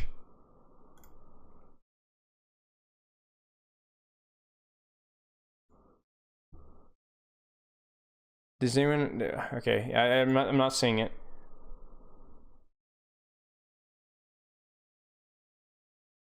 I think Jungle Jazz, the APAC comp is slightly better. And the reason for that is I just don't think Mei is super strong. Like, I think Ryan is probably a strong hero. Kree's fine. Diva's fine. Bap, Lucy are all fine. I think when you're playing the APAC comp, you're playing a composition with a higher skill ceiling where, like, Tracer's a good hero, Ball's a good hero, Zarya's a fine hero, Brig's a good hero, Zen's a good hero. Like, I think you can always break down a composition based off of how strong the individual heroes are and how strong they synergize. And I see great synergies between both compositions, but I just think that on paper, the individual heroes and the APAC comp are better. And I also think it's more flexible. Like, the problem with Brawl is that it does have map-specific strengths, but if you look at Overwatch map pools, generally the map pools have more high ground and more sightlines, and that's where Brawl's not as good. So Brawl is going to be absolutely oppressive on control centers, night markets. It's going to be probably better than Dive on most of King's Row.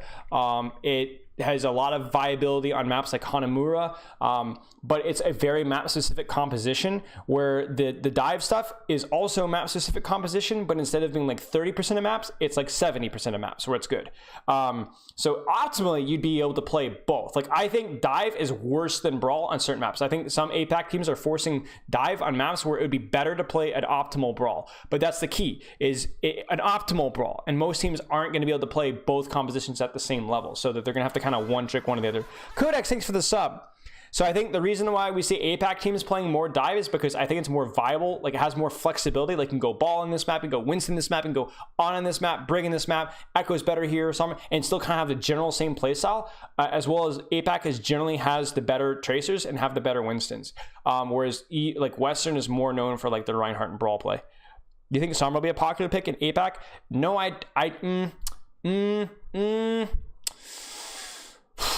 It depends on the type of Brawl being played. If we start seeing Onabrig, yes. If we see Zenbrig, no. Remember we talked about if Sombra pops out and gets like Sombra, Zenbrig destroys Sombra. Destroys Sombra. Sombra cannot peek without getting discorded instantaneously. And that is a bad news for Sombra's like for lack of a better term, APM, because she's constantly being removed from the fight.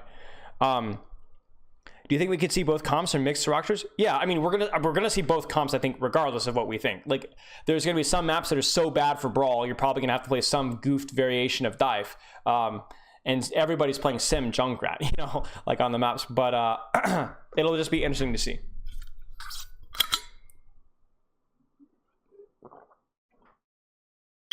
But I do think right now, you are seeing a relatively balanced meta in terms of what's viable. There are very few heroes that are bad right now. At least from what we understand. I am too, Buttface, honestly. Please, your name, you're killing me. Okay. Last map. Wait, is this map really short? Honestly, a short map would be kind of nice. You've had a lot of long maps here. 106 to... Yeah, this is a short map. Chat, we'll take it. We'll take it. We'll take a short map. Just keep saying it. Dorado is pretty short? Yeah, we'll take it all day long. Dorado is a monster map. First point is this is one of the points, like Anubis first. What are some other maps? Anubis first. Night Market first, maybe. Gibraltar first. There's a lot of first points in Overwatch, a couple first points in Overwatch. Volskaya to an extent, where you literally have to like spin in like theory craft to figure out how to break this. Because high ground, high ground, high ground, high ground, awful choke, awful choke. It's miserable. Hydrate, thank you. Thank you for the sub again. Appreciate it. So when you have a map that's oppressive for defenders, attackers have to like sit there and like brainstorm. And as a defender, you have to brainstorm about like how can we best leverage this. Like if you're given a nuclear weapon to beat up somebody with, okay, that's probably not the best example. You don't want to just use it. You got to think about like what's the best way to abuse it, because this is really strong. I want to make sure I use it the right way. Numbani, yeah, exactly. Okay, nuclear weapons. Okay, what's the best way to use this nuclear weapon? Probably not the best analogy. Okay, I mean, no surprise whatsoever with compositions here. You know, dive, hey, dive is strong. There's high ground. And it's a dive hybrid with, hey, ball, long sightline. Ball's better than long sightlines than Winston. Zen, long sightlines. Ash, long sightlines. Big surprise. Posture check, thank you. So no surprises here. What we expect from these guys, probably a mirror. You could definitely play double bubble here, because if you could somehow safely push cart, you can take this rotation here, and this is a short sightline. You can take this rotation here, and this is a short sightline.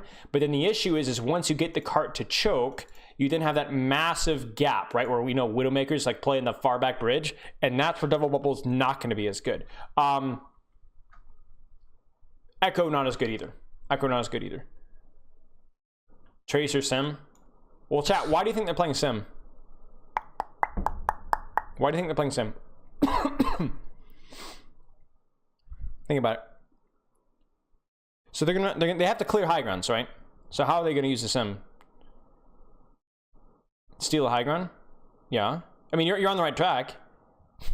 Yeah, they're gonna TP from here to probably here and then go up and clear the high ground. Because if you just like, how many times have you guys play this map in ranked and just like push cart and then just died to crap like this, or died to crap like this, or been stuck in the choke? How many times have you guys raise your hand if you've been held 4 minutes right here? Multiple times in ranked before. I know I have. And that's because you lose to high grounds, you lose to this, you lose to this, and even if enemy doesn't use these, they're all spamming this one tiny little choke. So you have to get your guys set up on high ground so that they don't have to look at the choke. Like your Ashe doesn't want to be shooting from the floor. She like to shoot from here or here or here, right? So that's why you TP. You TP, you clear out these high grounds here, you make these guys rotate back, and then you can try and break the choke. Let's see 2021 justice. You guys didn't have to actually raise your hand. It was more of just like making a point. In terms of being on the same page, I mean, that'll only improve as the season goes on. Okay, nice. Some Symmetra players coming through, which is, by the way, what we saw yesterday. That I posted up that screenshot of Legion Tower, both teams just teleported into each Oh, other, that which was is- ugly. That was Pico. Do you notice who's pushing cart? It's Zarya and Tracer, two heroes that are very hard to push by themselves. Like in other words, Ball Tracer can't just go kill a Zarya Tracer. If it was Zen pushing cart or Brig pushing cart, right? But we got Brig Zen on high ground where they're a lot safer. That was And I hilarious. was like, huh? What is going on here? Is this current meta? So, yeah, a little bit of symmetric play to get Soul at least onto the So they're high gonna ground. try and bully You cart, but it's guys just not gonna straight work. away to at least challenge the logo, which is gonna go to cave. Not very well anyway. Because now, now do you see how like these guys have high ground here? So they're gonna start pumping damage on Maga. If he starts standing on a cart, Maga's like, ah! Yeah, In and I terms like of how the we're strategy handling between this. countering and Soul, that's pretty cool. Yeah, and I think it's I've not seen that sim port before, and I believe we full held Soul on first the last time we played them, so I'm worrying this is a little adjustment from them, a little, you know, like that's. I'm gonna cash in that scrim bucks right there.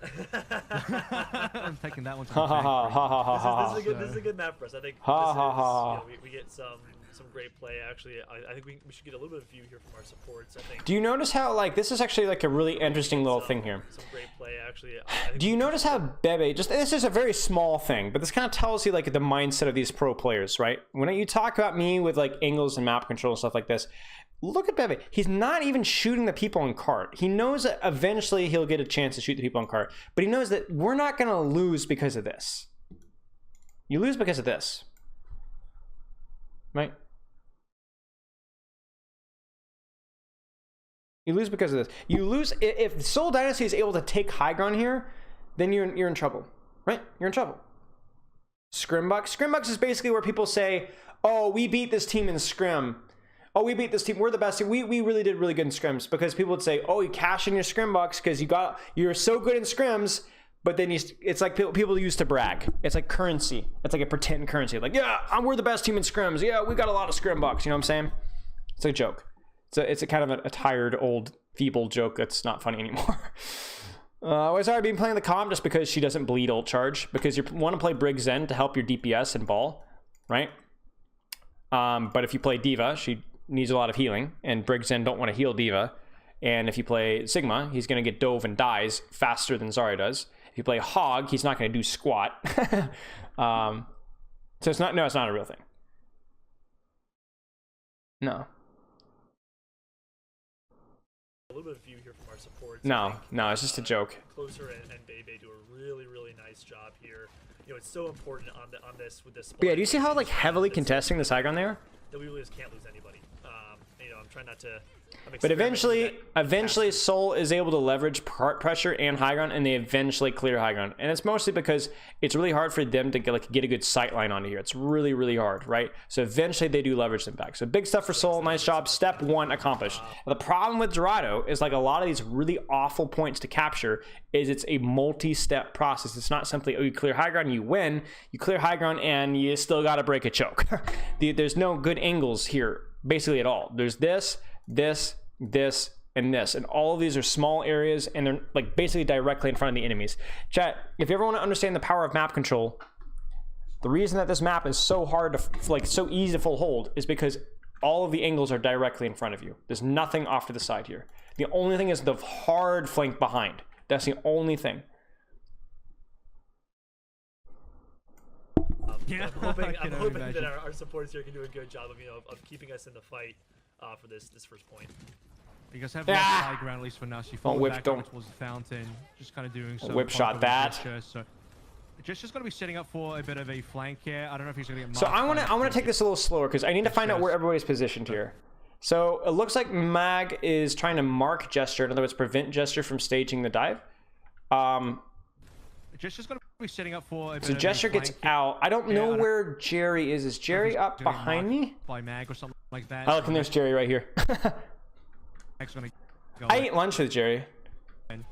So this is where I think we had lunch together. We're best friends. Gonna have. I'm Tahi, but I know his name. It's okay that we're just tight like that. It looks like Jerry is playing up close here. Yeah, Jerry's playing up close. So they're like setting up angles around this way. You see, like there's like this, there's like this, there's like this. It's like all misery. Oh, you tight like that? Yeah. Yeah, me and Cameron, we had a good time over in Boston. Cameron's Fusions, and Kelsey and I mean, sorry, Color Hex and I, We were jiving, you know. A factor in this kind of compositional matchup, especially in the mirror here as well. Jerry is currently doing quite well. Kind of some extra to do. I think Discord is obviously a huge factor in this kind of compositional. So the Soul's trying to do funny little flings here, but unfortunate. Especially in the mirror here as well. Jerry is currently doing quite well, so you guys have won this fight. I was so excited there. I was like, Bebe was so ahead of creative in the train. I don't like the angle that Soul is pushing here. So I don't like this. This doesn't look favorable or fun to me. This looks too easy to dump damage into. So I know eventually you have to try and explode out and make something happen. But I would like it to be done more on this sight line here towards this, where there's a little bit more open space and there's a little bit like the cover here is like more flexible. I'm not sure if that makes sense. Basically, I don't like them walking down main this way. I like them to try this way and certainly try and do it split. So I don't know where Fitz is, but I'd love to see like Fitz and like, I don't know. This is really rough to break. I don't like going in here. They're probably trying different stuff because if what he said was correct, then they got full health here. No, Jerry's real name is Tehi. This is where I think Closer and Baby Tehi gonna have some extra to do. I think Discord is obviously a huge a factor in this kind of compositional matchup, especially in the mirror here as well. Jerry is currently doing quite well, so you guys have won this fight. I was so excited. I think we were already up. We would be able to get back. Didn't have to use it there to survive the pulse bomb. Is Hookery going to have to go back through all the different POVs later as the personal coach? Is that kind of what he does on the team? So not necessarily all of them. So again, it's kind of like how much bang for the buck. So it's more going to be. So they are going high ground. As we're going through, like if we notice something like. You know what I would actually like to see, Chad, is I would like to see them like get like 5 on high ground and then start to leverage this sight line around to our right here, like the stairs, you know, this way. Am I going the right way? Yeah. No. Other way. Other way. I forget the camera. So this way, and then have people peeking out like Zen peeking out here, right? Because not main. So like 1, 2 sight lines like this. I think that's what I want, especially considering card is pushed up. So not necessarily all of them. So again, it's kind of like how much bang for the buck. So it's more going to be like as we're going through, like if we notice something like Bebe really struggling to get trans in time, you know, Mag dying first a lot, Jerry losing a lot. Yeah, that's the danger of being split. It's more his job and really too far as Fitz. So Fitz really should not be here. Fitz should have gone up with his team and split later. He's splitting already here, and they scout him, and he's dead. He should have gone here, split here or here after he'd gone with his team. Because they're not going to take a fight in here. You don't need to be set up angles in your own spawn, right? The fight's not happening there. Coaches for them to kind of agree on. And that's really unfortunate. That's such a cheap fight loss. That we want to work if on. nothing else, it's a lot of time wasted. Go do the 1v1 coaching. If we feel like we're losing things in the macro sense, if like our team strategy, the way that we're playing chokes, the way that we're playing the meta doesn't feel right, Chihuahua is going to do a lot of research there. Okay, there's the brig peak. I mean, you know, if I'm the general manager, where's my Ash though? He can dabble a bit in everything. He'll do the 1v1 coaching if he has to. He has there's the Bob. On meta as well. So yeah, he'll be kind of where he's needed most. He's gonna do a lot of research. Coach. So this is the big thing. They use mines, trance, all this kind of stuff. The reason this is grav is really important is because it prevents them from actually moving anywhere.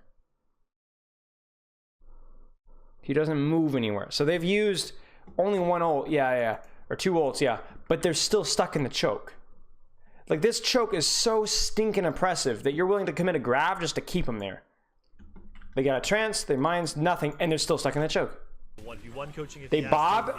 Are they going to be able to get out of the choke? So yeah, he'll be kind of where he's needed most. They rally. You guys have a stack of ults, by the way. I did notice you had 6 ults at the start of this one, so you had the full stack coming into this one in about 40 seconds. You're definitely spending a decent amount. Gesture. The full stack coming into this one. Gesture, please stop rolling down main. For goodness gracious sake.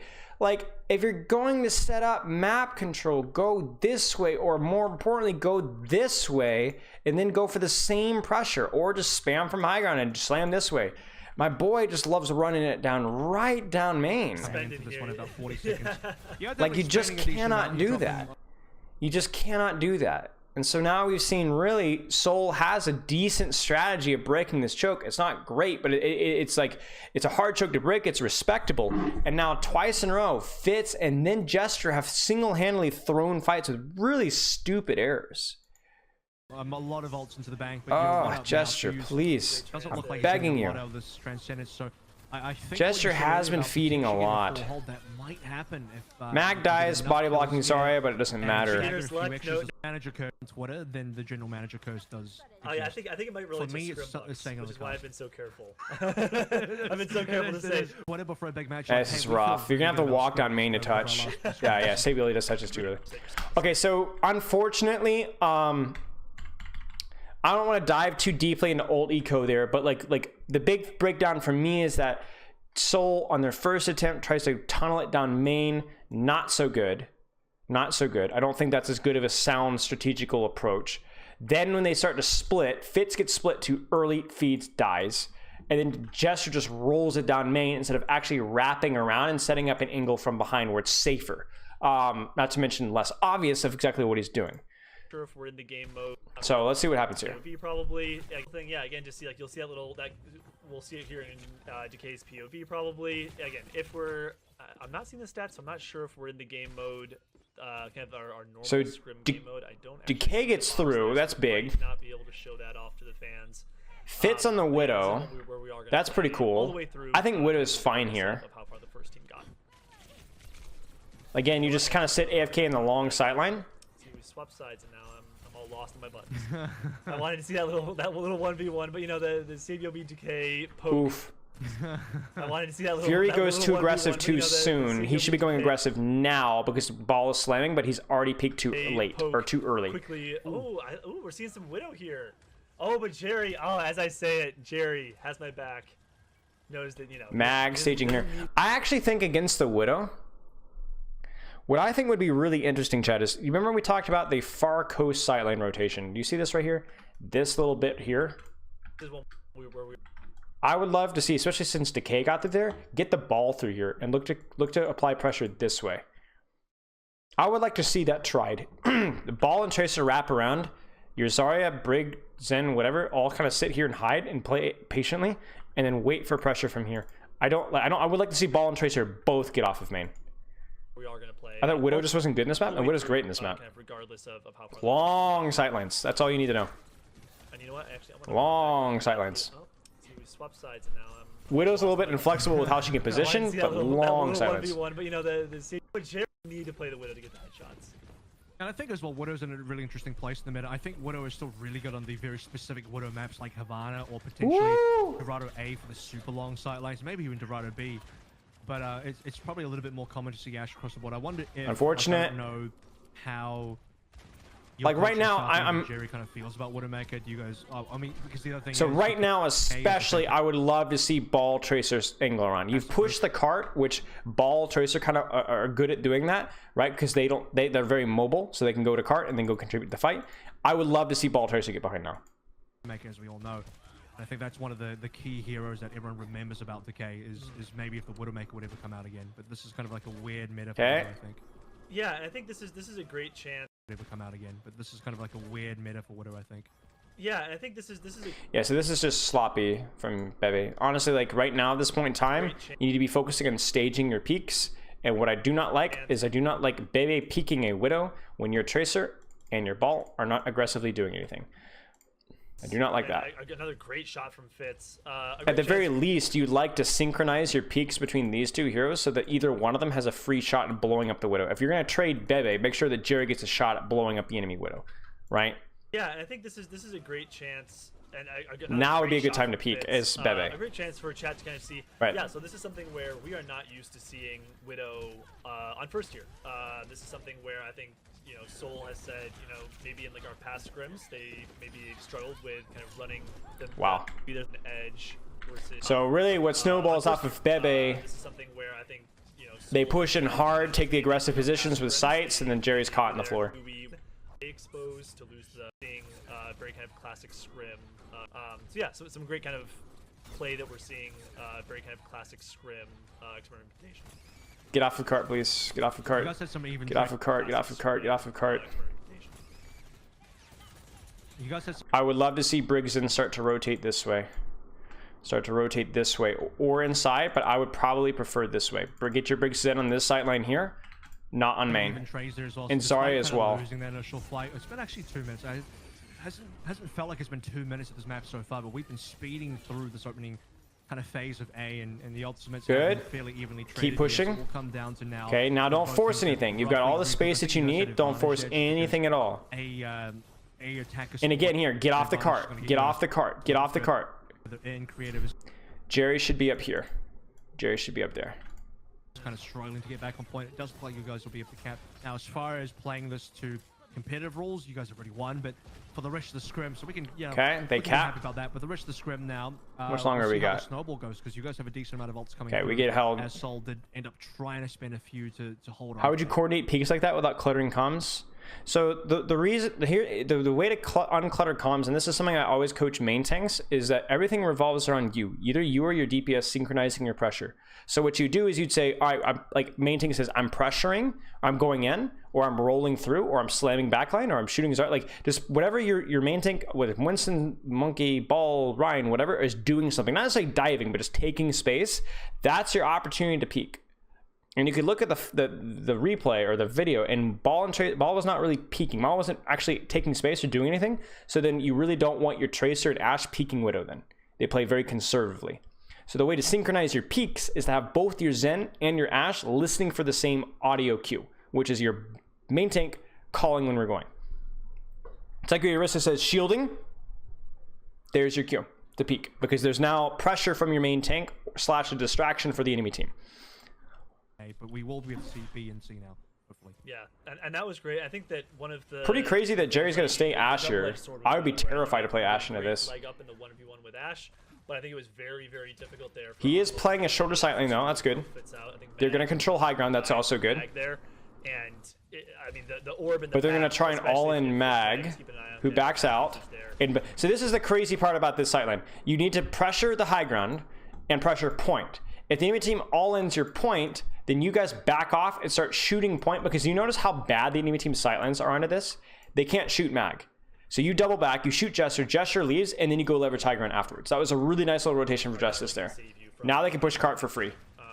So we'll see. They're sticking with the Widow for now. Absolutely free. We'll see. Jerry needs to go back. If that continues to kind of Jerry needs to go back. I mean, he needs to go back. You can actually, he needs to go back. Really wanted to buy in. He needs to go back. He needs to go back. He needs to go back. What are we waiting for? Wouldn't be a 1v1 anymore, but some teams do like to. He's hunting for Sabiolbi, but he needs to go back. Any opinions on that kind of play? Because when I was watching across the sort of meta, especially there's a graph. Creative just gets blown up. If they primarily play their sort of carry role through the hit scan, whether that's Widowmaker or Ashe, they like to really put the Mercy on there. Whereas like the style of your team. Maybe this is more of a Supreme question, but maybe the style of your team is more towards the, I guess, kind of typical Brigitte rather than moving. What? That's an error. Kind of typical Brigitte. That sucks. What is that?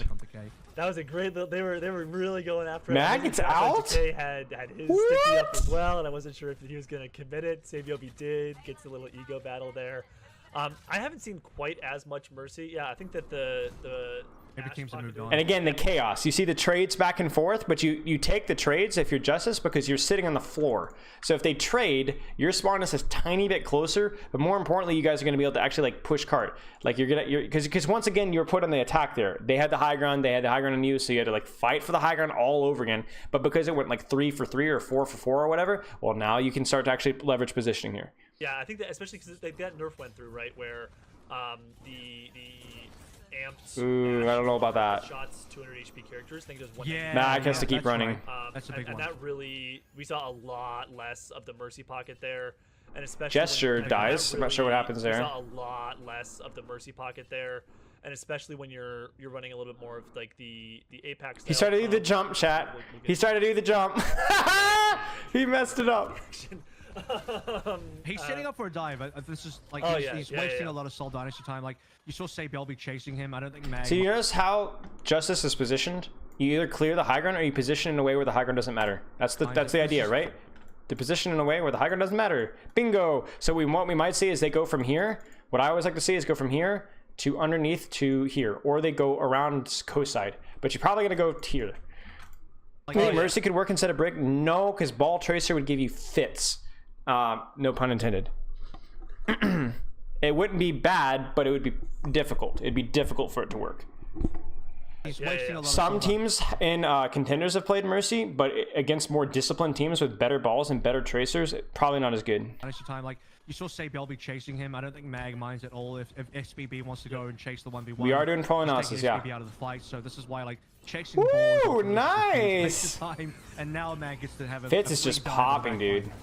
Gets the high ground there, so get creative here. These kills are Fitz nuts. really I'm just really surprised worked. Jerry's staying on Ashe. Like, I just don't feel Ashe is the play here. Like, I mean, relatively work, right? I think like the thing is the Ashe is fine in the mirror or against anything else. It's probably the optimal pick. But once they pick Widow and their Widow is set up ahead of time, then you have a problem, they're seeing more success with this right? Because you don't know where she is, with the Ashe on the attack. and she's a there. constant threat. I think this is a good web for Widow. I think, you know, Here's the rotation we talked about. They push cart to here, and then they go underneath and they contest high ground. They cannot push cart here without getting like literally smashed from both high grounds. So good rotation here. is one of those maps long like Havana sightlines, where yeah. Widow has great Huge. sightlines.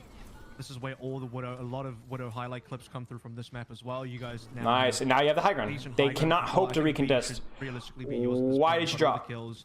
Fitz is already moving Why on did you and drop? kind of given up B at this I point, guess so there we was are no gonna chance see of high recontest. map. Okay, so I'm being nitpicky there. Great. What is hot? I don't know what I was referring to. If you ran Hog instead of Ball, I think Mercy's good because you're playing more for picks and Hog can peel. Maybe, yeah. for me and the fans here as we have a lot more ultimates. as Well, see, both the Kane and Spilo into Hog, yes, Mercy would be good, but against Ball, no. both had that pulse bomb, so possibly looking for plays in this opening engagement. Okay, there's a high ground contest. It's worth noting that Seoul has had a really hard time getting value out of their ultimates. There's not been a lot of big grabs here that we've seen. No big pulses. Like we've seen some fat, and this is obviously an issue here. Like they're going to be able to clear high ground here. If Animo doesn't get this rally in time, this might be a problem. We'll see. Creative, yeah, it does have that advantage with trends. You notice how you see how Jerry's offing ult here with Harmony Orb, A little more. just like we talked about in Nepal. Split Jerry off a little bit, support him. Closer can really kind of have babies back there and keep Tracer out of the back line. I think it's also about trying to keep up with the other Zarya. So you notice that Fury and Creative are kind of in sync. They push card to Bebe here. and Two, you were kind of in sync with Bebe's actually. Again, do you see how they're not contesting high ground? They're instead going underneath where high ground doesn't matter. This is really heads up. Just pocket decay and cart. Keep pocketing decay and cart. Cart is still pushing. They're on high ground, but the high ground isn't getting anything done because they can't see anybody. They can't even kill. Like really, Seoul needed to desperately shoot. So they can't shoot who's under here. They really, really needed to kill, especially right now. They need to kill Decay. They need to get rid of Decay. Like Sabiel needs to be on Decay. Like Decay cannot be pushing cart like this. Same thing with Mag. Like Mag can't be pushing cart like this. They need to be discorded and smashed out. Like this is crazy card push. And no fight has happened in my yet. opinion, the Zens are keeping, parity with the main ult you're trying to counter, whether that's EMP or grab or whatever else on the other side. That's kind of like Fury the gets main out. thing here. That's a huge Oh, kind of wow. Fury's Big bubble. Fitz, Great job as there. the Ashe kind of dying to Fury is kind of... And now you just WK. Say Belby's pulse got eaten up as well. I think what happened there, I think I got bubbled. Wait, did they not trans? Looking for Fury as EMP or grab or whatever else on the other side. I think he just solo grabbed the Ashe and it was like, hey, there's no way I'm transing the Ashe if it's just solo grabbed. Fury is kind of... The pulse bomb came out. Haven't hit it off for a Okay. while. Honestly, Washington looked like a lot more prepared with the rotations and such. They had like set plays and stuff that actually like made sense to break the choke. They took advantage of some like really, really, really messy trades that ultimately paid off in their advantage, which was really good. And then it looks like Seoul Dynasty just struggled. Like the Widow pick was really nice. I think the Widow pick was good. But then it just looked like there was more cohesion with the Justice's backline. The big things to note as well were that the monkey stuff looked really rough on Icon Vault second, but it looked okay on Koth. Both times consistently we saw fights being lost because either team was getting too hyper aggressive around their map. So they'd win a fight, they'd be on defense, they'd see the enemy team, and they just blow it. They just rush all the way in and get way too aggressive instead of playing around their sightlines. Yeah. That pulse was hard attack inducing. But honestly, chat, this was a lot of fun. I feel like I learned a lot about this. I hope you guys learned a lot as well. Very unfortunate that we didn't have a replay, or at least a pro stream, because the stream was very, very, very difficult. Very difficult to actually see what was going on. So that stinks. But outside of that, I feel like we got a lot out of it. It was very interesting for me to see. A little concerning about like Gesture's positioning. or Jester's playing ball. I think his ball wasn't looking as good on at least that day. So that kind of sucks. But overall, like, was pretty competitive throughout the match. And we got some insight from it. Chad, do you guys have any questions? You have any questions about like what we saw?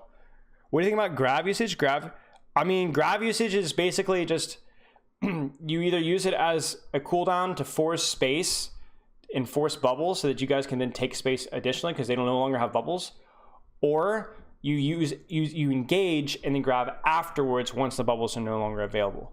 I think grab usage was, but with grab, you don't shy away from solo grabs. If you can solo grab Zarya, if you can solo grab Brig, you 100% do it. You do it and you just get the kills off because you don't greed. You do not greed. Anything that you can get with it, like honestly, if you could solo grab a ball, if you could take position away from that and he doesn't get back in time, then I would do it. I would do it. Why is Zen better than Ana? It's literally just the sightlines, the monstrously long sightlines that you have. And you're like, okay, well, Ana has a sniper. Yes, but the vast majority of Ana's value isn't just through her range sustain. It's through nade and sleep dart, which are both very much more difficult to get value out of when they're a million miles away. So if the enemy team is like across the map, hard to land a sleep dart, hard to get value out of nade. It's much easier when you're in closer ranges. And that's where Discord and Harmony are just better, because Discord and Harmony have much longer ranges.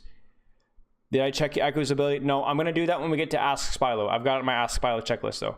The definition of sightlines is just how long from point A to point B. Can you, like, how long, like, is it like basketball court? Is it like racquetball? Or, you know, is it like, or is it a soccer field, American football field, right?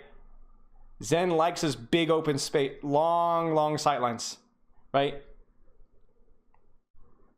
Yeah, exactly, Coleman. Exactly. The double bubble is going to do better where the sightlines are tighter. Like Winston, the Ana can get more value out of nade, the bubble, all that stuff. Yeah, well, yeah. Solo grab, but the thing is, you have to think, if you solo grab a Zarya, their Zen's going to trance and run right into it. So even solo grabs aren't going to be solo grabs because Zen's going to run in there with trance. But look to solo grab, and if you're fast enough, maybe you can get the kill before the trance even gets there.